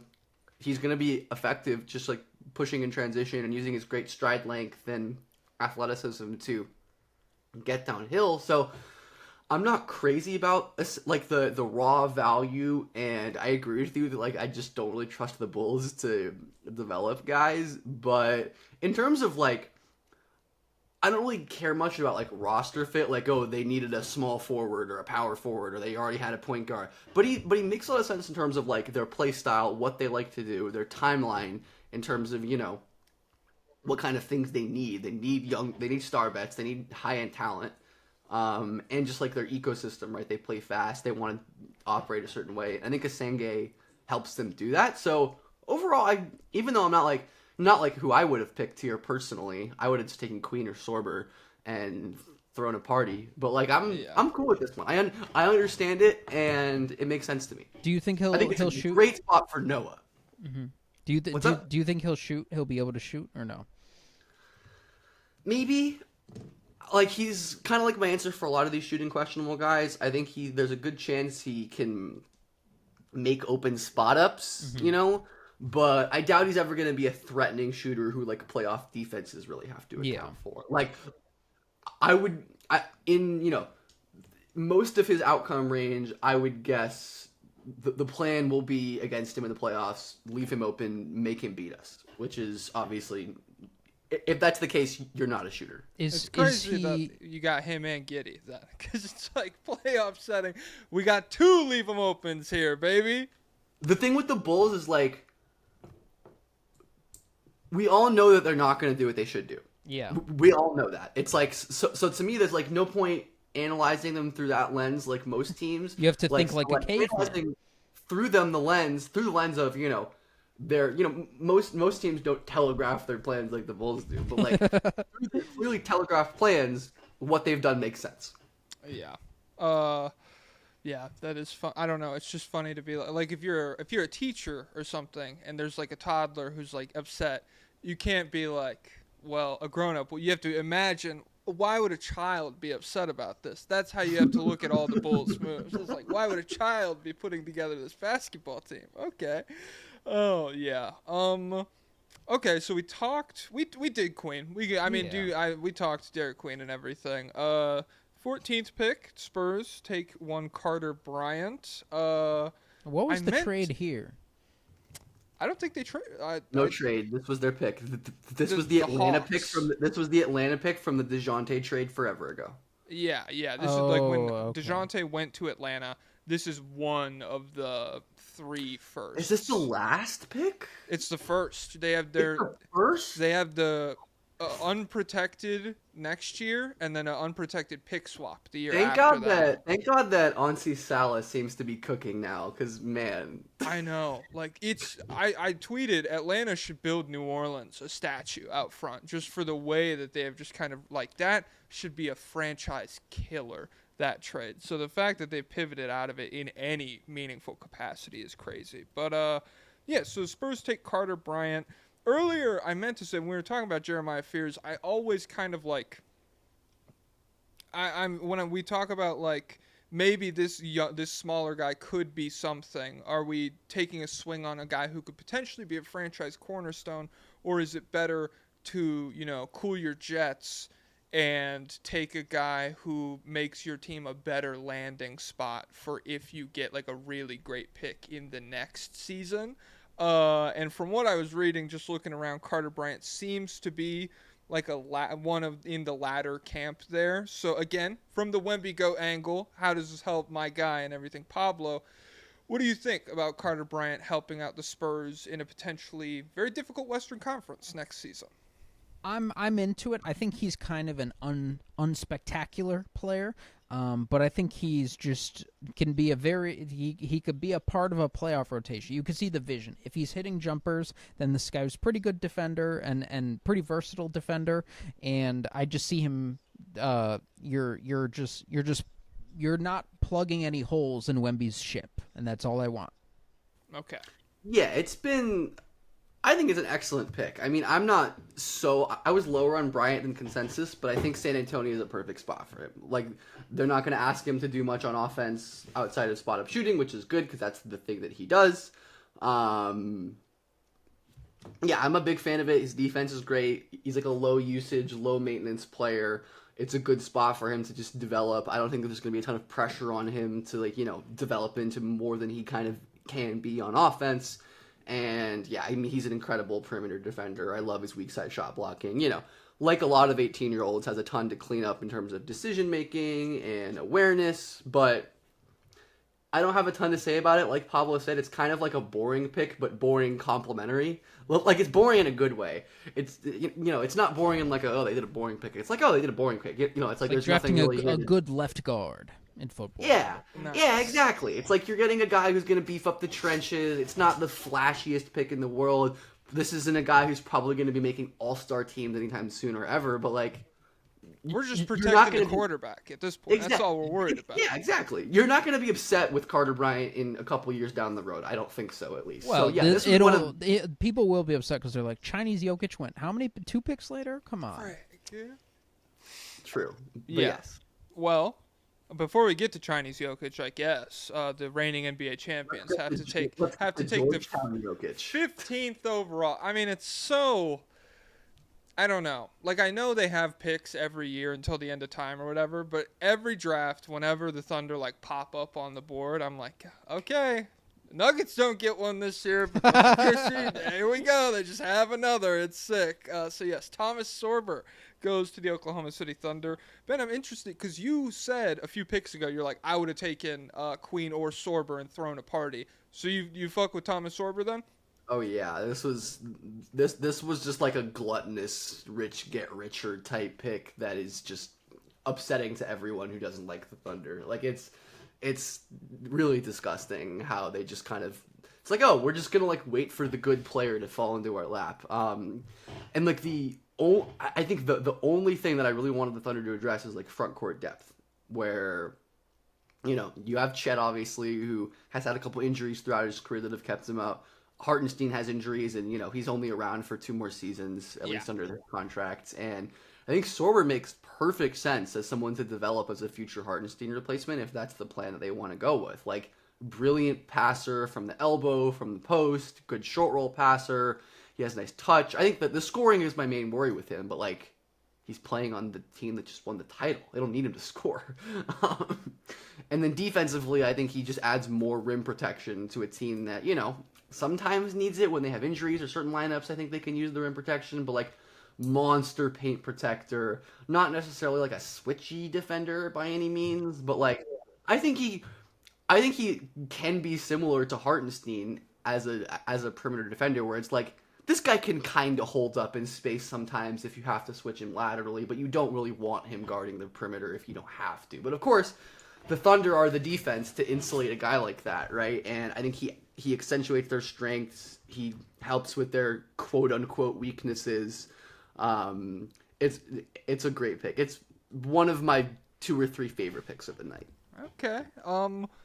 Is to either of you. I know he had season-ending foot surgery in February. None of us are doctors, but I'm assuming. I don't know what your background is. Not yet. Yeah. Okay. Are we? I mean, he's big. He's a big guy, and he had foot surgery. He's not that big. What? Hey, anybody above 6'9" having foot surgery?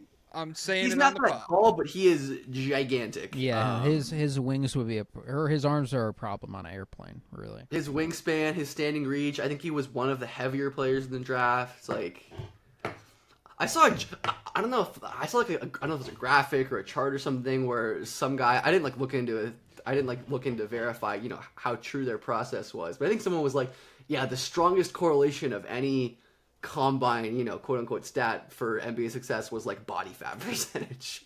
High or low? and weight. High. More. Oh, All right, okay. get fat, people. Let's go. It does make sense, because strength matters and weight matters and, fat upside, shout out. But anyways, Sorber, I think, is I don't know about his injury, but it's been so long, and OKC kind of similar to, they did this last year with Topic. If they need to medical redshirt Sorber, they can do that.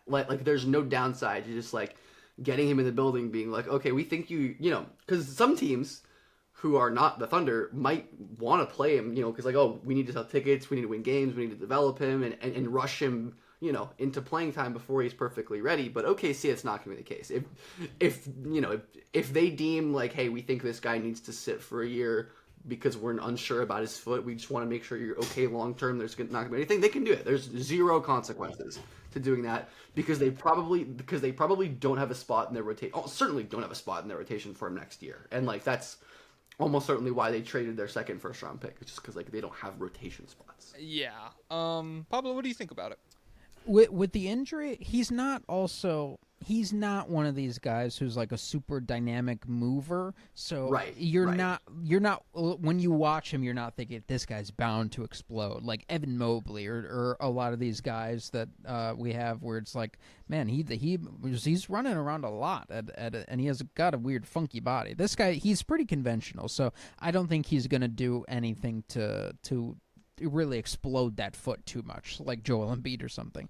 But Sorber, I think I had concerns about him as a full-time starting center because I do think he is vulnerable to bigger guys bullying him. Because what was he barefoot? Was he 6'9"? 6'9", 6'10", something like that. Yeah, so he's 6'10", 6'11", not in shoes. He's got the huge wingspan, but it's still, I still think it showed up against bigger guys. So I was worried from that capacity, but I do have him listed as a guy who I think could be a consistent part of a playoff rotation. I think the Wendell comparisons are pretty apt in some ways. I think he could occupy that space on an NBA roster, that level of impact. I do think for an OKC team, I think it's a dude who will be playoff matchup dependent. He's a guy who could come in very handy against the Rockets when they have all these huge guys. And he's a big time rim protector, but he probably would have trouble against Indiana, right? Or other teams. He would have trouble in whatever matchups Jarrett Allen is getting bullied and where they're pulling him out on the perimeter and they're attacking him. So I think it's good value for 15, and they're just hoping that this guy can be, well, when we do have to sacrifice Hartenstein to the salary cap gods, we hope we're not missing that much with this. Okay. Yeah. 16th. Chinese Jokic. I was up. Hey, baby. Jokic is coming all shapes and sizes now. This is sick. Young and ethnicities and heritages, yeah, from all over the world. We inspired a generation to be yo, I'm big. I can pass. Inspired Let's a do generation it. of Nicole leaders. I am an oaf. I am the 7-foot oaf in my town, but I can be something now. Yeah, these guys used to just wander around villages and hamlets with big clubs and stuff. And These so guys, now- children yeah. just used to run away when this guy was walking through town, but now he's a star. I'll tell you what. What draft broadcast did you guys watch yesterday? Unfortunately, the Kendrick Perkins one. Okay. I had the TV on mute in the background while I was doing my stream, so none. Okay, so I started off the draft on ABC, which was just That was Bob Myers. Bob Myers, It was right? just Bob Myers and Stephen A. Truly the worst coverage I'm always saying I've they can ever carry seen. a broadcast. Those two. Certainly these guys have done enough prep to even sound like they have 1% of an idea of what they're talking about. It's not as if they were doing the NBA Finals 3 days ago. Oh, wait a second. It was a complete disaster. I guess what they were going for was ABC is just going to be the general interest broadcast. Like, it's not going to be sports fans. So when players were drafted, they literally didn't do the little scouting report thing. Jay Billis was doing the little strengths and weaknesses that comes I out. like Billis. I think Billis. Yeah, is Billis. solid. I was like, where is Jay Billis? And I was like, all right, finally, he's on the second broadcast. He's So on he's ESPN. one guy out of 10 who knows what they're talking about. It's crazy. And so Stephen A. and Bob Myers were completely out of their depth, and it was so funny when this pick happened. I flipped to it just specifically to see what they would say about it. They have never heard this guy's name in their life, and so Bob Myers is like, to be honest, this is quite a surprise, but so a team like Portland, you got to think, if they're taking this guy, they're not as happy with the guys they have, and so they're hoping that this guy could be big for them. And then Stephen A. started doing analysis for the Grizzlies fit with him. He's like, well, the Grizzlies, and they're like, Stephen A. got traded, and he's like, not there anymore. and so with Portland, and then it was truly a disaster. But yeah, Hanson Yang, he's how much have you seen of him, Ben? I've seen very little of him, but I'm very optimistic about him.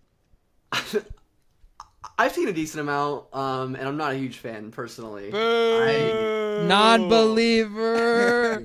He wouldn't have believed in Jokic, guys. Just think of it. Just know that. I mean, probably not to the extent that he leveled. Probably not. The Not extent when you saw that him he being interviewed with became. Pink Eye, and he's like, I hope maybe I make NBA, maybe I don't. That's the funniest interview because he literally is refusing to say anything as he is like water is streaming down his face from his fucking eye. That shit kills me, dude. I will say, I have a YouTube video on my channel from a couple years ago where I broke down Prospect Jokic, and I don't think it looks like Yang particularly. Oh. He's a good.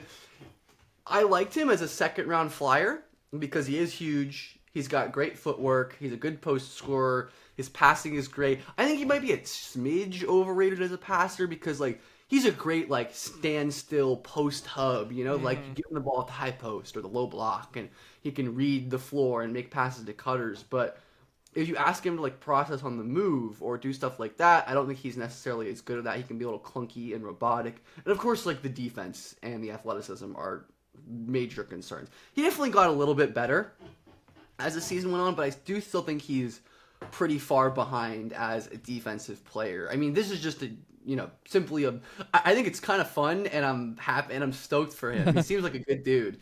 I walked by him at the airport a couple weeks ago.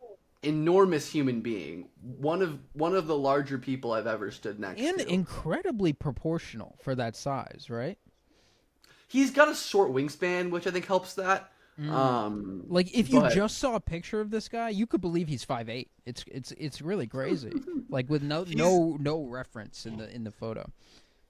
It was hilarious that they just drafted him from the crowd. He was just He just emerges.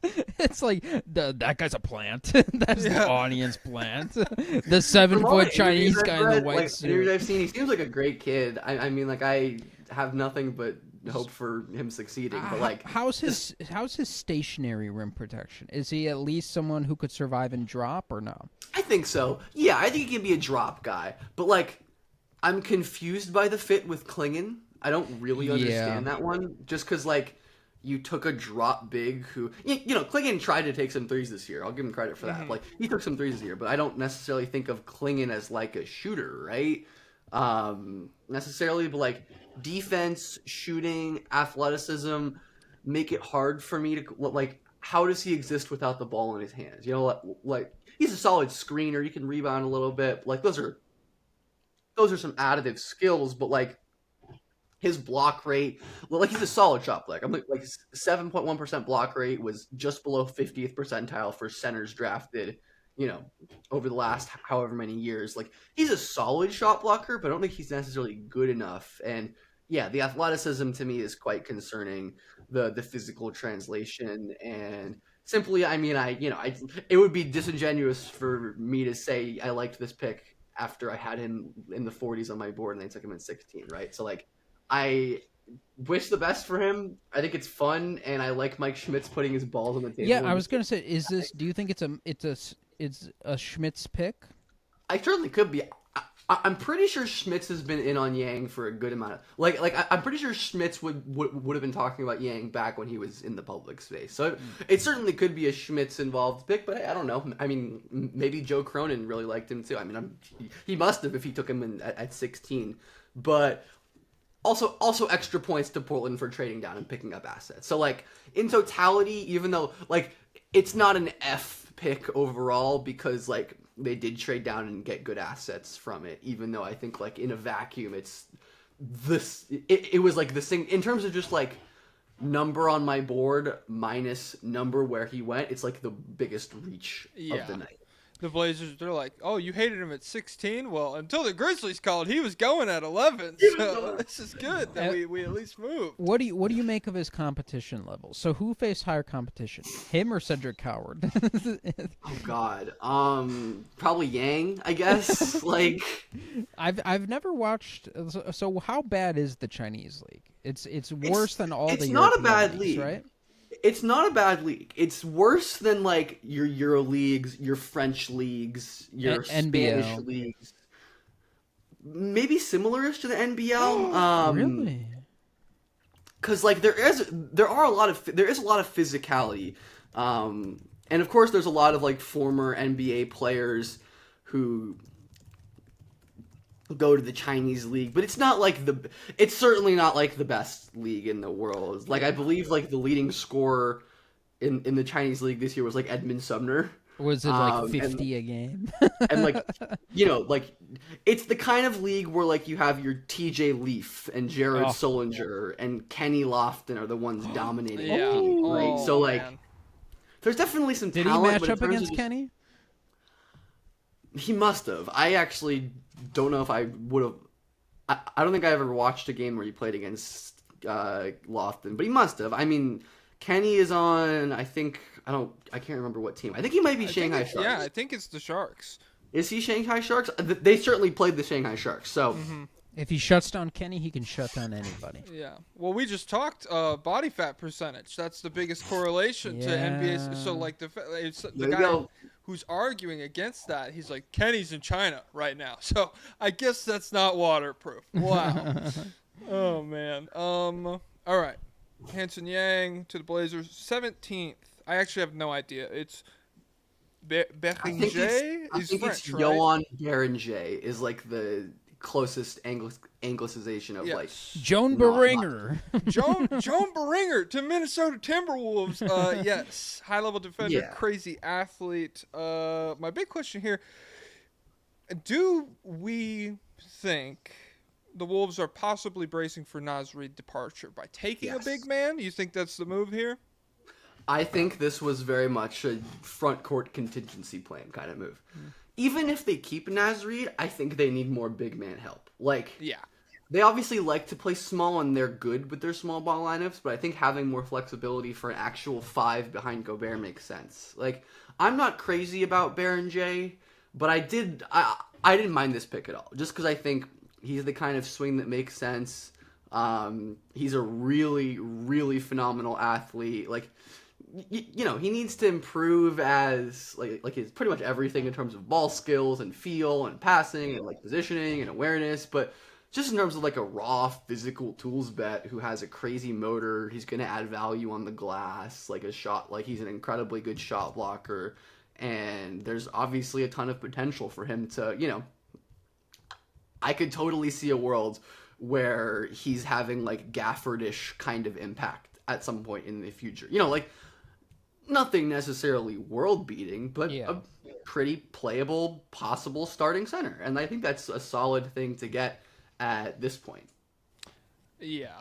I don't know. I was thinking, because I'm worried about plopping a guy this raw into an offensive situation where there's not many guys who are going to like spoon feed him baskets. And then in my mind, I was like, well, Ant just took the shooting leap. Maybe we get pick and roll leap this season. He's also a guy whose competition level was quite low. Okay. Like, the Adriatic League is nothing special, even though it's kind of like a prospect factory in ways, but it's not the greatest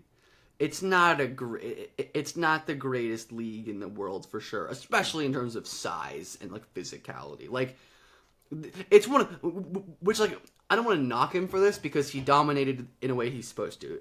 It's like you watch this guy and it's like, oh yeah, this is like Shaq at this level. Okay. Which is like, you know, not like the best sign ever, but I'm also not going to knock him for that. It's you know? better it's than being like mid against short guys. He did what he was supposed to do. Okay. Pablo, what do you think about the pick? Yeah, I think it's fine. I think in terms of Anthony Edwards, like pick and roll, I don't know if he's ever had a real partner for it, because Gobert is like, I don't, has the worst hands of all time. yeah, Yes. and like I don't know how much he's jumping these days compared to earlier. And then Naz Reid's not that type of guy, obviously. And Edwards just keeps taking passing leaps. Like he keeps advancing whatever they throw at him. So I think he definitely could take that leap. And so I'm fine with this kind of swing. Maybe I haven't thought too much about it. There's definitely like playoff wings that I probably would, I think, could contribute in the playoffs for them directly. Like, well, I'm thinking, and in terms of like Naz Reid replacement, he's obviously a very different player than Naz Reid. I'm thinking, Ben, would you say like, is Rasheer Fleming, would he be closer to like a Naz Reid replacement or no? I guess like he's technically closer than Berenjay. Like, I don't think he's close to a Naz Reid replacement, but he's closer than Barrett. Like he's closer than the rim running center they got. But is there anyone who stands out to you as like someone who could have contributed in the playoffs next year versus just a guy probably won't? He's going to be on the bench. Yeah, I mean, if they drafted Kalkbrenner, I think that's a guy. I mean, they have the 31st pick, so. Oh yeah, they still could get him. Yeah, there's a lot of players who I really like left on the board. I wouldn't expect Berenjay to contribute anytime soon, and I doubt they would either, especially considering Chris Finch isn't always super willing to play young players compared to other coaches. Like, he seems to be more patient than active with, you know, Leonard Miller and Jalen Clark, and even like Shannon and Rob Dillingham had their moments, but like didn't play as much as I think a lot of people would have thought they should based on how they played. So like, I doubt anyone they drafted would really be a control. Like, it's just not how they operate. And maybe because of the spot that they're in, they're like, okay, we're going to change up our philosophy. We're going to draft an older guy, and we're going to. But the Wolves really do value like the tools, the younger guys. And I think that this aligns with what their kind of general philosophy and MO seems to be. Him and Rob are going to tear up the practice facility. Oh my God. They're going to be gods in Summer League. It's going to be so much fun. All right, we're back. What are we, Walter? 18th pick. The Wizards were on the clock. They traded this to the Utah Jazz. Walter Clayton Jr. is headed to Utah, the March Madness Florida guy. The Jazz, like we touched on earlier, it's a lot of guards here. 4.5 shooting guards, if you want to consider Clayton like a combo half-point, half-shooting guard type guy, with Cody Williams, Johnny Juzang, Jordan Clarkson, and Colin Sexton playing the two-guard position. And then you also have Collier and Keontae George at the one.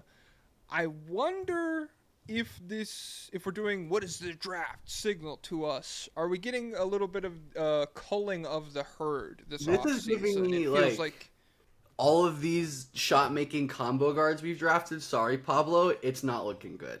Like, I need Keontae him to be especially. free. I'll tell you. Sure. I'll say Keontae's the one that I think this kind of fits with most. Breaking news: Okay. the Nets are trading pick 36 to the Suns for future second-round picks. Okay, Ooh. huge. Again, not to be Denver Nuggets is what my universe revolves around. It's crazy how even the Suns have more draft capital to work Yeah, with. do you Like, have there's future nothing we seconds to can give move. up? Probably not. There's nothing left. Anyway, somehow. There's gotta be.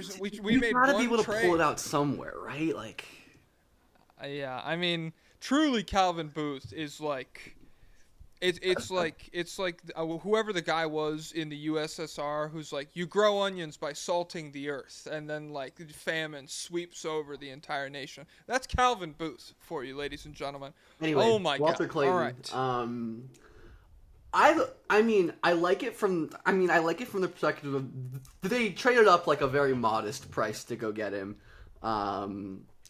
and he's a really impressive player. Like, I had him in my lottery tier. They got him at 18. I'm gonna like the value.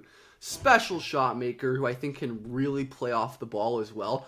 I think he's a great fit with Collier, which is what I'm most excited about because I love Collier as a prospect. I feel pretty good about his rookie season after the way he was able to add value as a playmaker, especially late in the year. I think he makes a ton of sense next to. It is fun that they just went and took like 2 of the 4 best shot makers in the draft, like in Ace and then Walter Clayton. But like, I like Game's about a Clayton. bucket, baby. It makes sense to just like get an adult in that room, like someone who is going to be good. He's going to contribute. You know, I feel like they've just taken so many like swings on projects, but like makes sense, but only to a point, right?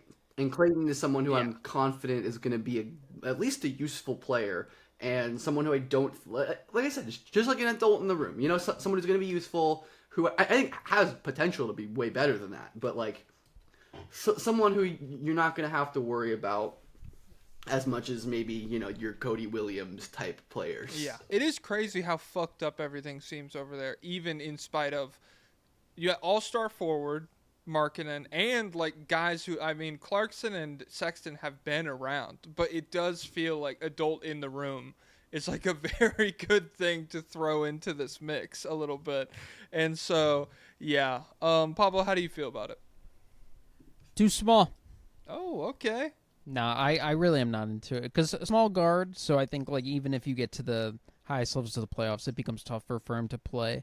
Everything becomes exacerbated, and then they just have too many guards. And so, I don't know. I would have rather taken just even like a project wing here because it's just you have even if he works out like he's similar to all is he going to be better than Sexton? I don't know, and I feel like Sexton is not. He could be. I feel like Sexton's not that good either. So Sexton's also. I doubt he's part of their long-term plans, right? Yeah. I think this is another one. It's like, what is this signal? It's like the Jazz are a team where I'm like trying to take their picks as like. Just thinking less about the roster fit because I feel like there's going to be lots of changes coming. And I was another one hoping where I'm just Bryce was getting moved to the Wizards in whatever trade that was. I was did like, say that. "Ooh." I leaned over to my girlfriend. I was like, imagine Bryce comes. Oh, my God. But and she's like, "Who is who the that?" fuck is that? the just first name basis, Bryce. Is that like your friend? Or... Some would say he's my friend. I'm not his friend. I just pray to God that they can get my guy out of here. Please cull the herd and trade him to someone who's gonna give him a chance. Oh my God. Yeah. Okay. If we don't need to spend a ton of time on these back 10. 19th, another Nets pick, Nolan TRAORE. It's a name I've heard before. He's been around. Is that because he's fast? Yeah, he's speedy guy. Well, I love that. Okay, so the Nets, they got Josh Giddey and Killian Hayes in the same draft class. That's pretty cool. I like that. Yeah, if you told me that in like 2020, I'd be They're stoked. stacked. Holy shit. Pablo, how do you feel about the pick? I think as for, again, small guard, but he's a guy who has like really high level speed, and he's a pretty good passer. He was obviously a guy who was supposed to go way higher in the draft, but had like a disappointing year. So I mean, at 19, I don't think it's too bad. I think he could be. They brought it up on the broadcast. I think the hope is like Dennis Schroeder type thing, and so I think it's a good swing here. It's a strange one because I don't mind the value. I don't mind TRAORE, but like doesn't make sense with EGOR. Yeah. And then, like we said with EGOR, makes even less sense as they continue making picks. Yeah. Like, in a vacuum, he's cool. Like, but in a vacuum, I don't mind it. And this is honestly how I feel about this SARAF pick, like, as well. Where it's like, in a vacuum, fine. But with the context of everything else they've done, less fine. He's fine. It's kind of another boring-ish one. Like, I don't have a ton to say about it. Will he be better than R.J. Hampton? Hopefully. No confidence that'll there. Get you Aaron Gordon. So, whatever. I hope so, man. All right. Oh, shit. Okay, so 20th then. This was a guy who slid, it seemed like, a little. Kasparis JAKUCIONIS to the Miami Heat. Ben, how do you feel about it? Great, classic Miami Heat. Take the guy who falls. I mean, it's and he's annoying. Untouchable now because it's Miami. Yeah, I can't wait for him to be untouchable in Giannis trades in a couple months. That's the low hanging fruit joke that everyone's making. It's great. I mean, JAKUCIONIS is a top 10 guy. I love his playmaking. I love his upside as a shot creator. I think he's an underrated driver. Like, needs a lot of work as a handler and physicality, but like, I love him, especially in Miami. The fact that they're not going to need him to play right away. They're going to have time to develop him. They have a good track record of developing prospects. Like, it's a great landing spot for him, and I think it's one of the best picks of the night. I mean, it's like one of the easy ones where I don't think you have to like explain much as to why it's an excellent pick or why it made so much sense. Like, oh yeah, they took like the guy who's good who fell. Yeah. And so they could have, I mean, Kevin Durant, come on, we got a steal at 20. We don't need that guy.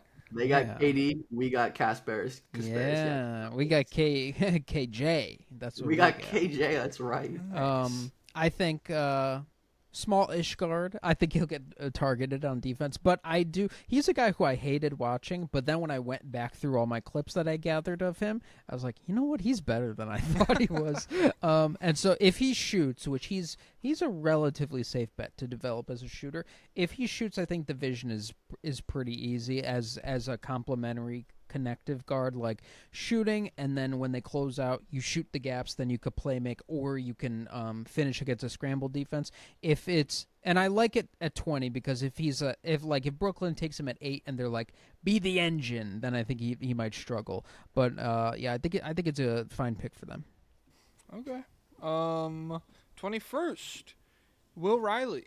This is the reverse of the Jazz Wizards trade, or I guess the other end of it. The Wizards take Will Riley. This is who McGee is singing about all the time. You listen to him?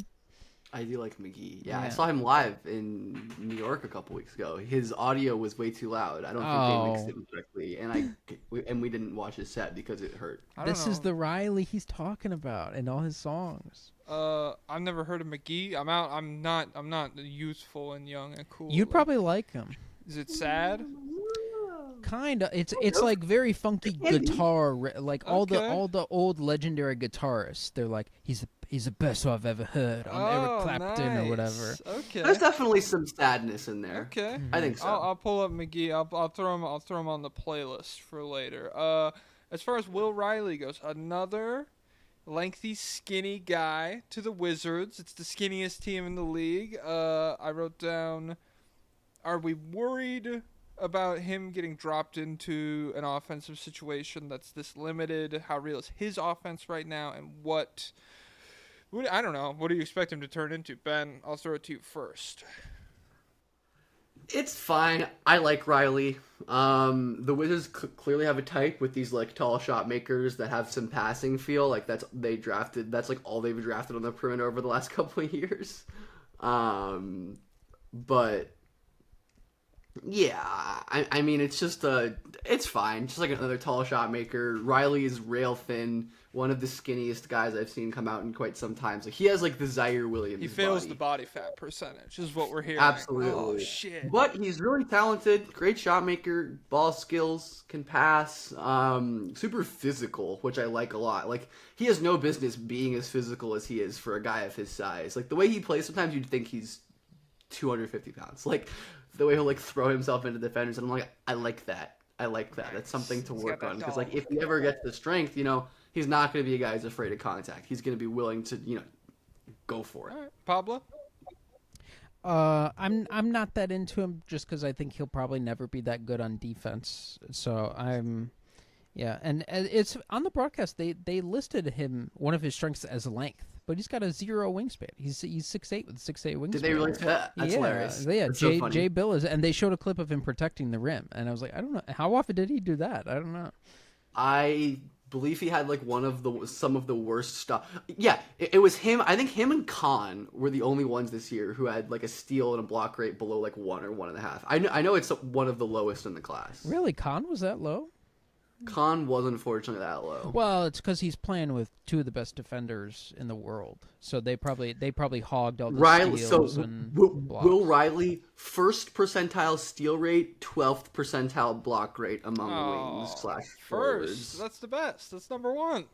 Number 1, he's number 1 in percentile. And Khan was 44th percentile steal rate, 17th percentile block rate. So not as bad as I remember. But like still not great, but like not Riley levels of before. I'd rather have like a Noah Penda here because he's also French. So, I love Penda. So the French Wizards. The French connection. Okay. Who's next? Mr. Powell, 22nd, Drake Powell. Drake? So this is another Nets pick. Nets had 5 first-round picks. This is one of them. Ben, how do you feel about it? This is the only one that I understand. Okay, cool. Explain. The only one that I get. What's the best? I'm not even that crazy about Drake Powell, but like your rebuilding team takes hyper athletic 3-and-D wing project. It's just like, I get that. Like, he's stupidly good athlete. I think his potential, especially as an on-ball defender, is immense. Like, with the way he can move laterally at his size, and he's a solid enough shooter as well, even if on low volume. Who obviously has some slashing potential, some play finishing potential with that size. Like, this is the direction I expected the Nets to go with. You know, I expected it to get more of like Penza, Thero, Maluach. You know, take these toolsier guys who, you know, need time but have really high ceilings. And I think Powell's the only one of their picks where I'm like, you know, in the context of their entire draft, that's the one that I'm like, at least they got that. We're getting a bunch of bites at the apple for an archetype who sucks even when it hits. Like, it doesn't. It's fake. But here's a handful of grapes on the side. You know those will hit. Yeah. Pablo, how do you feel about the Powell pick? I'm into it. He made threes on low volume. I think they said like on the broadcast they said he was like top 10 in catch and shoot percentage in the ACC or something from 3-point. Maybe could be. Yeah, low volume. Like volume would be low. Yeah. But explosive athlete, really good defender. And so a guy I think has a chance to be a part of a playoff rotation one day, maybe if he were to ever develop. So I think it's a fine swing. It's a good swing. Hey, and that's all you can ask for at this point. Asa Newell, 23rd overall to the Hawks. This is their guy from the reporting, I guess. That was kind of the vibe I got. Was the Hawks got this crazy, the unprotected pick that we talked about earlier, and 10 spots lower, they were still able to get a guy that they had their eye on in Asa. That is how you say it, right? Asa Newell. Newell. Okay. Yeah, cool. I don't know. Cool rim running athlete for Trey. I saw D. Lee. The advanced numbers don't love this guy, and D. Lee.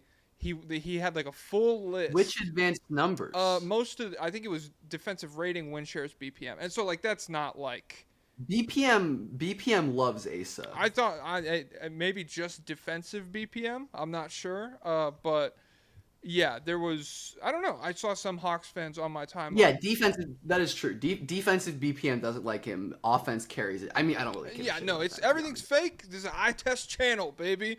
But that's I wrote it down because a lot of the other writing around Newell is like very positive about like this is not just a like toolsy guy, crazy athlete, but also pretty high level defender who makes a ton of hustle plays, and there's like fluid shot. He's got a lot of potential to space the floor down the line. What's real? What's fake with all this stuff, Ben? See, I'm not an Asa guy. I had him, 10 or 15 spots lower. This is an A++ automatic because of the trade down. So aside from that, Yeah.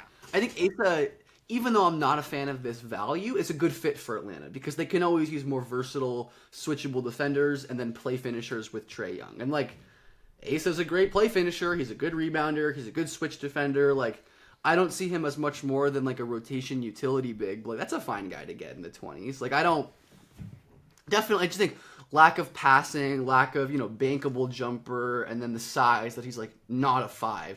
I still wish the Hawks would have drafted like I wish they took Kalkbrenner. Like, I wish they just took a giant guy.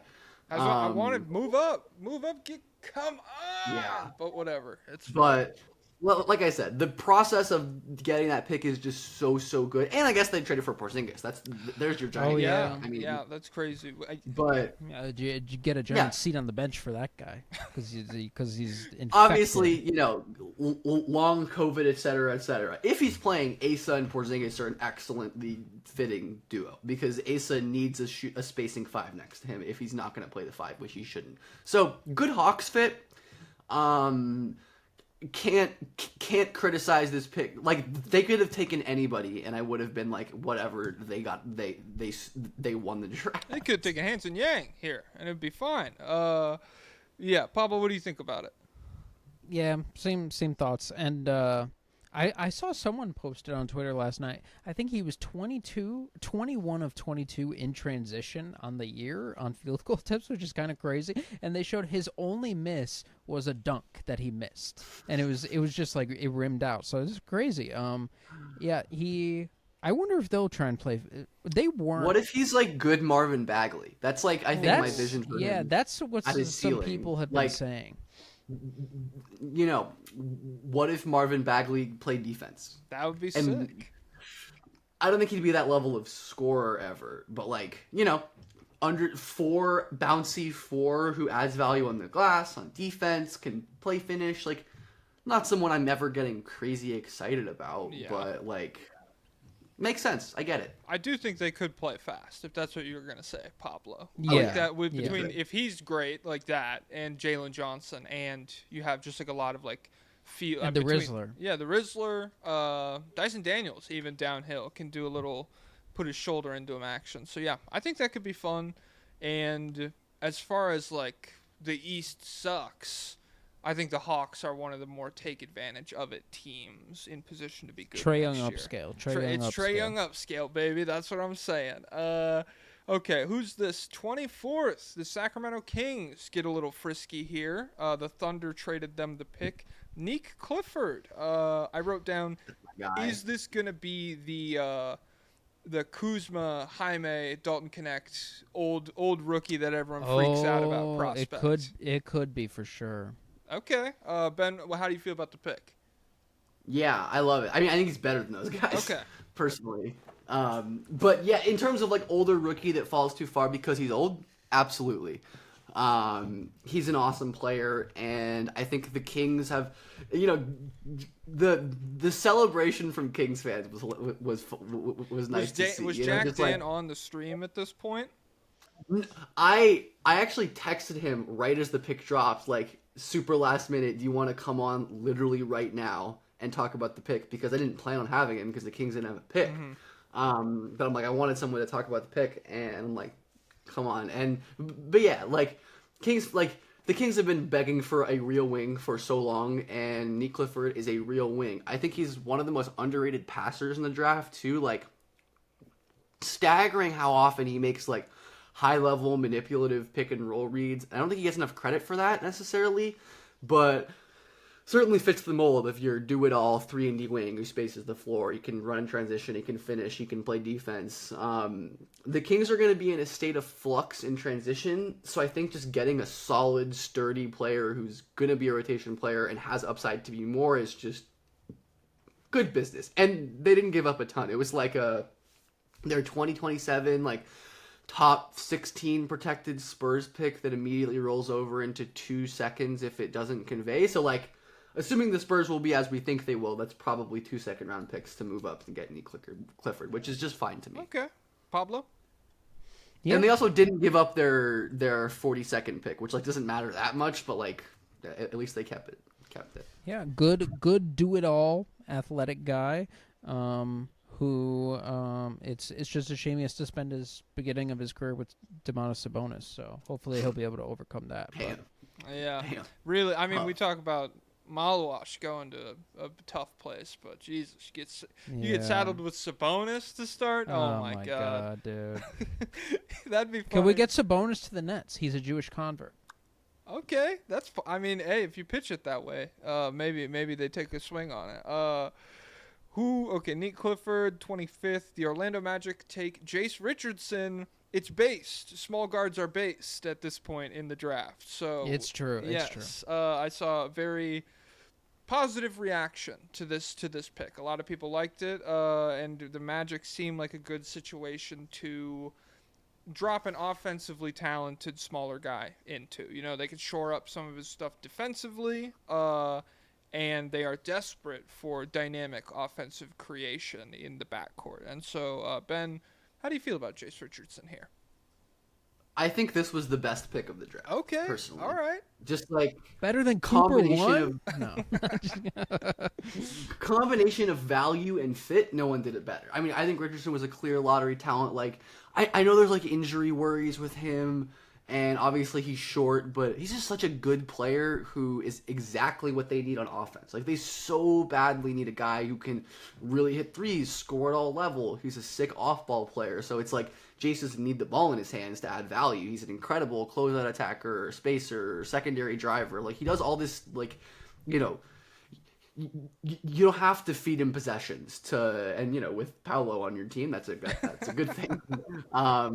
But yeah, I mean, they desperately need it. Like, I think Jace is a fine defensive prospect. Like, his standing reach and wingspan are pretty solid, and he made some impressive plays as like a weak side rim protector, help side defender this year. So Jace is a phenomenal basketball player who's incredibly efficient. Like, I don't see why he couldn't develop into like a Pritchard-ish player on offense, like a third guard who's highly, highly efficient, bench creation, can fit next to big initiators on offense. And Richardson is one of the younger players. You know, he's still a freshman age, highly productive. Michigan State, was an awesome player in AAU and youth competition. Like, it's just a great fit.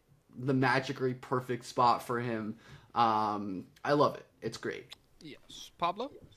Don't say that name, Ben. I'm still a Pritchard hater, so that doesn't inspire too much confidence from me. But no, I think at 25. I don't know. What do you think about Quickly? Are you Quickly guy? Quickly, I'm okay with. Quickly is decent defensively, you know.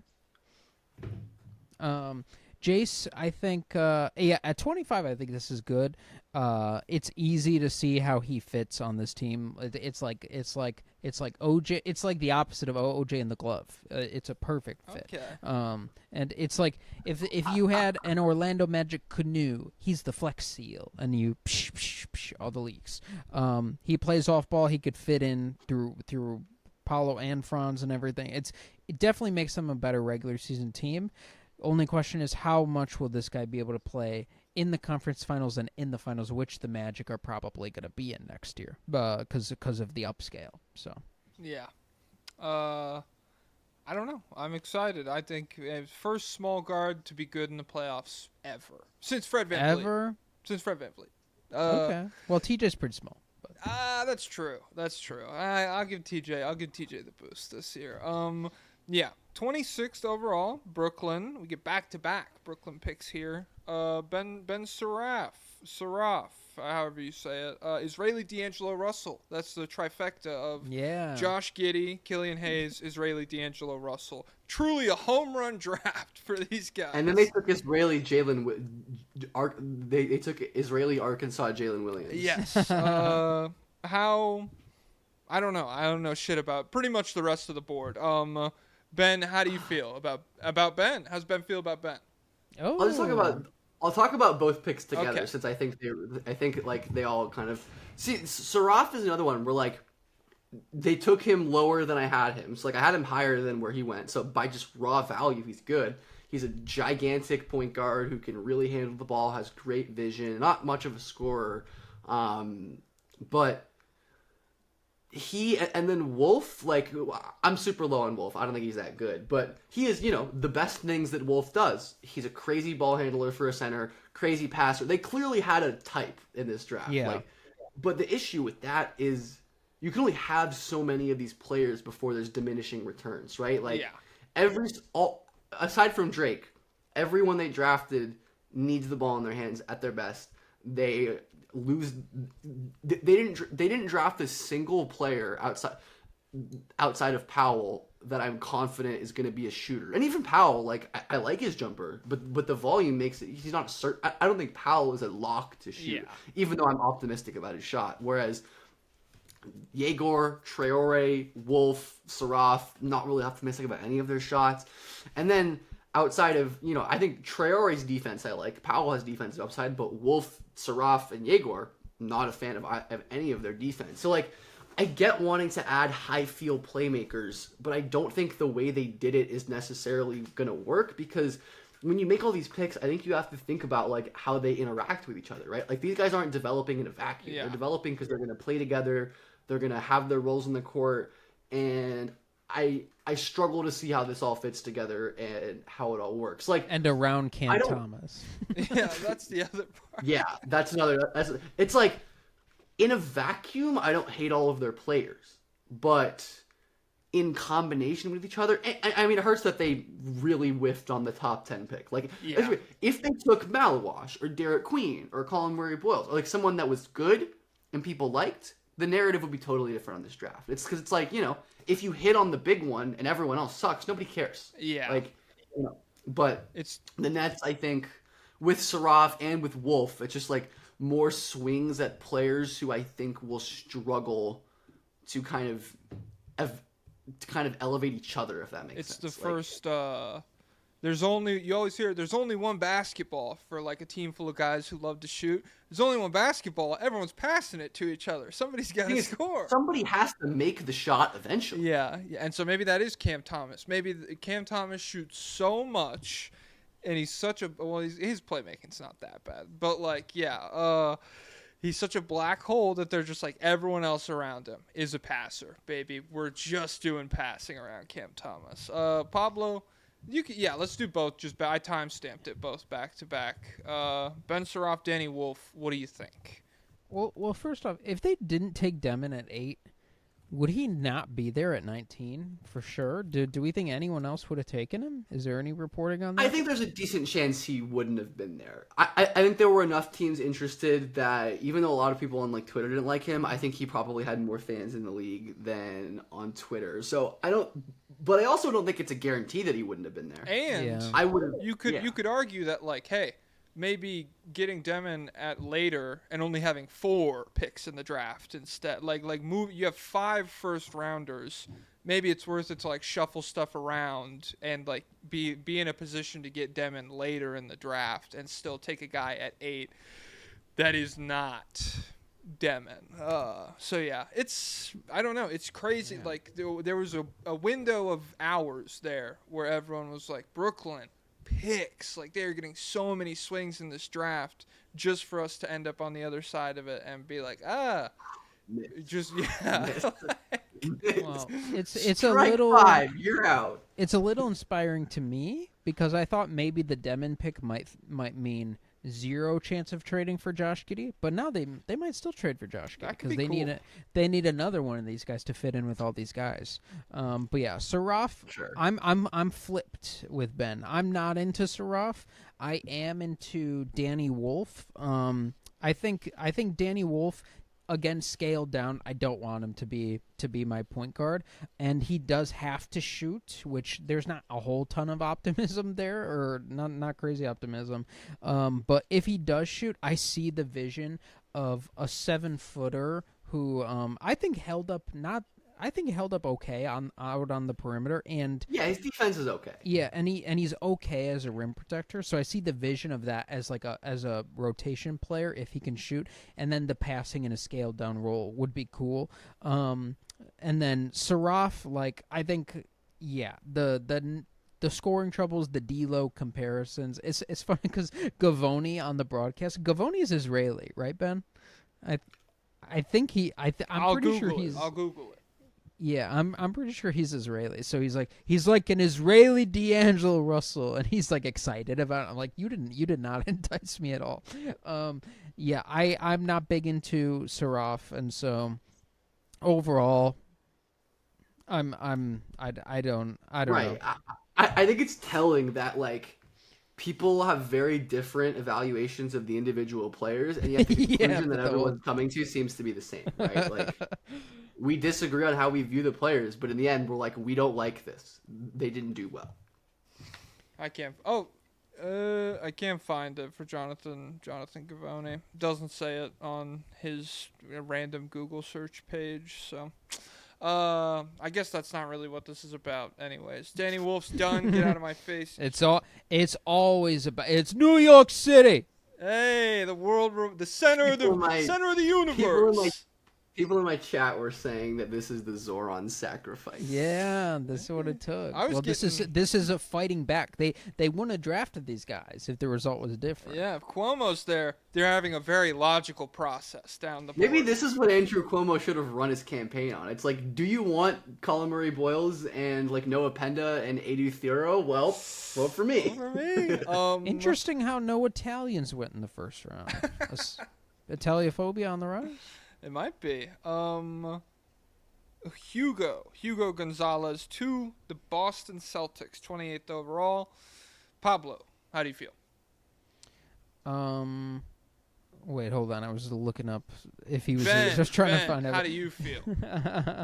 It's a solid pick. I think this is like the most B pick to ever be pick. Like it's just, solid, young, developmental wing bet who loves his defensive upside. He's really big, he's long, he's athletic, he's an impressive weak side shot blocker, pretty impressive on the ball, like doesn't do much on offense, had a small role this year with Real Madrid, but like if he ends up shooting, and it's not like he's a horrible shooter by any means, like I could see him having like a Derrick Jones Jr.-y kind of vibe at his ceiling, athletic defensive wing who becomes a good enough spot up shooter that you can't totally ignore him, and that's a good swing to me at this point. Okay. Pablo, have you looked up what you were going to look up? I still can't find him. I swear Gavoni's Israeli. Guys, everybody that's truth. Now, assume that Gavoni is Israeli. But yeah, at 28, there's I am okay with Hugo Gonzalez, but there are other guys I would have liked a whole lot more. And I was like, yeah, it's fair. Who was I thinking specifically? I mean, he wasn't even like top 10 best available for me, but I also like this is the point of the draft where it's like I'm not going to necessarily like quibble too much about it because like in the past I feel like I've indexed too much on that and got burned. Like every like in 2021 giving every team an F for passing on Sharif Cooper, and then so with the Ace Bailey agent news, does that give insight? Was Sharif Cooper's dad his own agent too, or no? Do we know that? I don't actually, but might have been. Very good chance. Yeah, I don't like know him personally, or like I assume it was probably. Actually, no, I don't think so. That would give a little more insight into why. Or maybe he is. I don't know why his career happened. Because Sharif Cooper never got a chance. Everybody, he's not a bust. You're not a bust if you never get a chance. True. Ace never played. Ace never played, high level EYBL ball like most of his peers. He hasn't played as much high level basketball since, as most of his peers. And, like I said, I don't, there's only so much you can glean from like tea leaves and body language, but it does seem like he's getting questionable advice generally. Yeah. Hugo, I think he's got interesting tools, and he has the potential to be an interesting role player, but I don't know what the and so what do you think? What does this signal about the Celtics that they're not gonna try and compete next year? Because this is not a guy who will be able to play in the playoffs next year. Yeah. I feel like this signals that the Celtics are operating as they always do in the draft, pretty much. Like I feel like they always prioritize these like toolsy wing bets. And it does make sense, like leaning defense after getting rid of Drew, adding Anthony Simons. You're not gonna have Jason Tatum for a lot of the year, so I understand it from that extent. But also at this point in the draft, even though there's prospects I like a lot and I think could be contributors, history will tell us that late first round, second round picks, majority of them aren't going to be early contributors, right? Yeah. We just know that. Noah Pendo will, but other guys won't. I think if they can still take Kalkbrenner at 32. I think if they take Kalkbrenner, he's an easy contributor. But my evaluation of the prospects versus just like historical trends of what we know is, different. But I don't think this necessarily, at least to me, I don't think this is like a huge signal. Obviously, I think it's also harder to signal stuff with late picks. Yeah.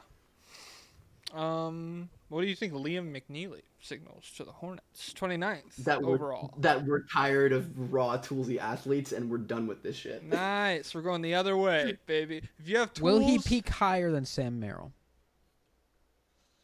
Hopefully. I like Sam Merrill, but yeah, the high bar, difference is incredible. Like Sam Merrill was like, Sam Merrill was like 25 when he got drafted, and he probably did his mission beforehand, so he was more enlightened. I think he can be better, but like that kind of archetype, like maybe at his peak he can be like a Bojan Bogdanovic type player who has a little bit of mid-range creation, a little bit of secondary handling, great shooter, not going to give you much on defense or as a finisher, but yeah, it's fine. I don't have much to say about it. Like it's the 29th pick, he's going to be fine. I would have liked other players. But yeah, this is another pick that I have very little to say about, and whereas Carter was like Carter Bryant we talked about was like boring complimentary. This is boring derogatory. Yeah. Okay. Yeah, Kalkbrenner here would have been cool.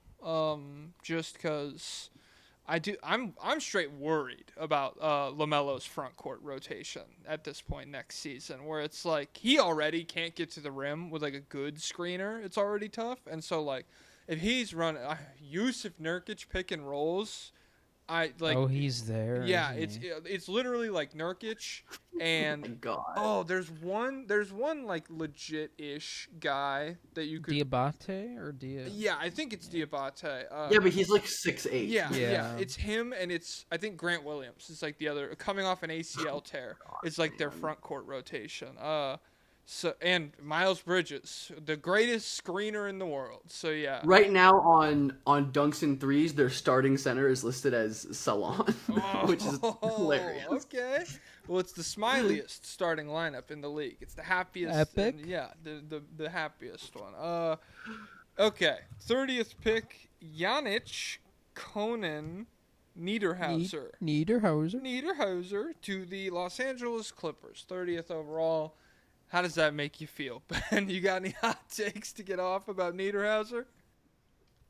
This was the only player drafted that I didn't have a draftable grade on today, which is very Clippers. I'm also upset because for my live stream, I have like graphics, little cards for everyone who got drafted, and Yannick was the only one I didn't have a card for because I even had one ready for Hanson Yang. Like, Yang wasn't supposed to go in the first round. I even had one ready for him. Like, but, oh my goodness. He's like if Baron... So like, he's just like... He's like what if Berenger was worse and 4 years older. Oh. Does that intrigue you? But he's huge and he dunks and he blocks. Oh, okay. I like that part. He's huge and he dunks and he blocks. I mean, I think he's Bruno Caboclo 2 years away, 2 Oh, years away, 2 shoot. years away, and I think there are much better big man options on the board. Like, it's the 30th pick, so like, it's not like, it's hard to call this a disaster because it's the 30th pick, but it's a very Clippers thing to do. Yeah. I think don't personally understand It is. I'm just thinking about this now. It's weird how breaking it up into 2 days, I feel like the draft, it puts, whereas when in the old way, everything at this point would have just like bled together. But now that it's 2 days, I feel like the 31st pick, you like reset the scrutiny. Like everyone who cares is now locked in again. And so like the team that's on the board at 31, you're really like, who are they taking? As opposed to the people at 30, they take NIEDERHAUSER, and it's just kind of like, I've never heard of. I think, is this the guy that Windhorse said on the broadcast? I've never heard of this guy before. Did he? That's hilarious. Yeah. I mean, he was a super late riser, like combine darling. Just straight up has never been a good basketball, an impactful basketball player at any level yet. Right. So just, project picks are okay at this stage. I kind of get it. It's fine. But, I don't think the ceiling is much higher than just like a rotation big, and the likeliest outcomes are that he's not an NBA player. So Yeah. you think he's more Jericho Sims than Daniel Gafford? Yes, I think Sims actually. Yes, that actually makes sense. I mean, just like he has his offense is just like outside of dunking. Where this is kind of I think it's telling that with all of his athletic tools and dunking ability, he was still in the 36th percentile at the rim among drafted centers. Like, that is telling. What was to his me. percent? 69%. Really? That's that low? Which is fine for it's fine overall, but for centers, that's just not great. Just comparing it to some of the other guys in the class, Kalk was at 78.5, Maluach 77, Asa 73, Carter Bryant was 72. So compared to your average 7-footer, even Sorber was a more efficient finisher. Behringer was better at the rim. Derek Queen was better at the rim. Maxime Reynaud was better at the rim. Ooh. Vlad Golden was better at the rim. Like, he has a long, long, long way to go, and I would have been much happier with other directions. But like I get, 30th pick, whatever. Okay. It is crazy though, to not do Kalk. If you're going center, why not Kalkbrenner? And for a team that needs contributors in the playoffs and they don't have a ton of avenues to go and get them, like why wouldn't you go the older, Yeah. productive, more proven guy? And again, I'm gonna keep saying Noah Penda would have been pretty The cool. Clippers are just like not a good drafting. I team. guess. It's just like I so adore Kobe Brown. That's my guy. I love him so much. Cannot believe he went in the first round. Still can't believe that. Yeah, I mean that's Next my year will part be of the year. this, is like the Clippers. Even if NIEDERHAUSER is Daniel Gafford or whoever, even if he hits that, it'll be a desolate wasteland in whatever. What's the Intuit Dome Arena? There will be nothing left. It'll have crumbled to dust. All of these other players by the time he hits that level, as opposed to Kalkbrenner. He walks in tomorrow. You have like good-ish guy. You have like you can depend on him to do a thing in a postseason setting, and so I don't know. Like we've said 10 times at this point, 30th pick, it's the end. But yeah. We're 2 hours 30 minutes in. Do you guys even want to do these favorite picks, worst picks, or you want to just wrap it up? I'm fine either way. Ben's Can tired. quickly rattle it off. Like I don't mind quickly rattling it off. Oh, okay. Favorite pick. My favorite pick was the Jace Richardson pick to Orlando. All right. Besides Demon, worst pick. Beside probably Yang, unfortunately. Okay. Biggest value pick, you feel like? Is that also Jace or is it someone else? Also Jace, but since I already say Jace, there was another guy tied with him for biggest value, which was Neat Clifford to me. Okay. All right. Or Kasparis. One of those guys. And then is Kasparis the biggest slide you felt like, or is it someone else? yes, I'd say Kasparis is the, like, relative to consensus, I think he was, and then, like, honestly, Rasheer Fleming is a pretty big slide. He's the highest guy left on the consensus big board that didn't go. Okay. But the consensus big board was pretty good this year. It got 20, all of its top 26 got drafted today. So only 4 non-consensus, okay, so, and 30. So only 3 non-consensus top 30 guys got drafted, Nice. which is, They say it's not a science. Not yet. Soon we'll Not predict yet. it perfectly. Loser of the draft, I assume it's the Nets. Do you have a non-Nets pick? Pelicans asterisk, I think. Like, it's hard for me to call them a straight up loser. Their future flexibility absolutely lost out. Like, their long-term ability to maneuver and leave themselves with options lost. Like, just from the trade they made to get Queen was just so risky that I think it's more like the most likely outcome is probably that this ends up being an extreme disaster. Yeah. And then the biggest. Who do you think big winner of the draft? Big winner. Magic, like we said. Heat, like we said. I think again, this is like I said, Ace maybe. Okay. Ace he buys in, I think, is a big winner. I think Charlotte's a big winner. I love them getting Khan. I think Phoenix is a huge winner. Getting Malawach is huge. Yeah, that is, especially for a team that, like, there's no avenues for them to add anything. That is crazy. Pablo, do you have any final thoughts? Nope. Ben, thank you for coming on as always. You're a wonderful, wonderful guest. Plug your stuff. I'll put it in the description and all that. Yeah, thanks guys for having me on. Gonna be live tonight, or Thursday, 4 p.m., 4:30 PST, 7:30 EST, streaming, covering the second round of the draft, and then just YouTube content, my name, Ben Pfeifer, my Twitter, BJPF, all the written stuff I'll be doing on the draft, and, I'll have, like, whatever summer content that content creators Hell do. yeah. But Off-season slop, baby. tons of off. Probably gonna run some more maybe throwback scouting report stuff. Definitely some like high school ball stuff. I have things in the works. Hey, perfect. As do we. Everybody's cooking up some fun, some just normal stuff. Okay, everybody, thank you for tuning in. I hope you all had a wonderful time listening. And David Robinson, take it away. Up tempo means I'm gonna run you into the ground.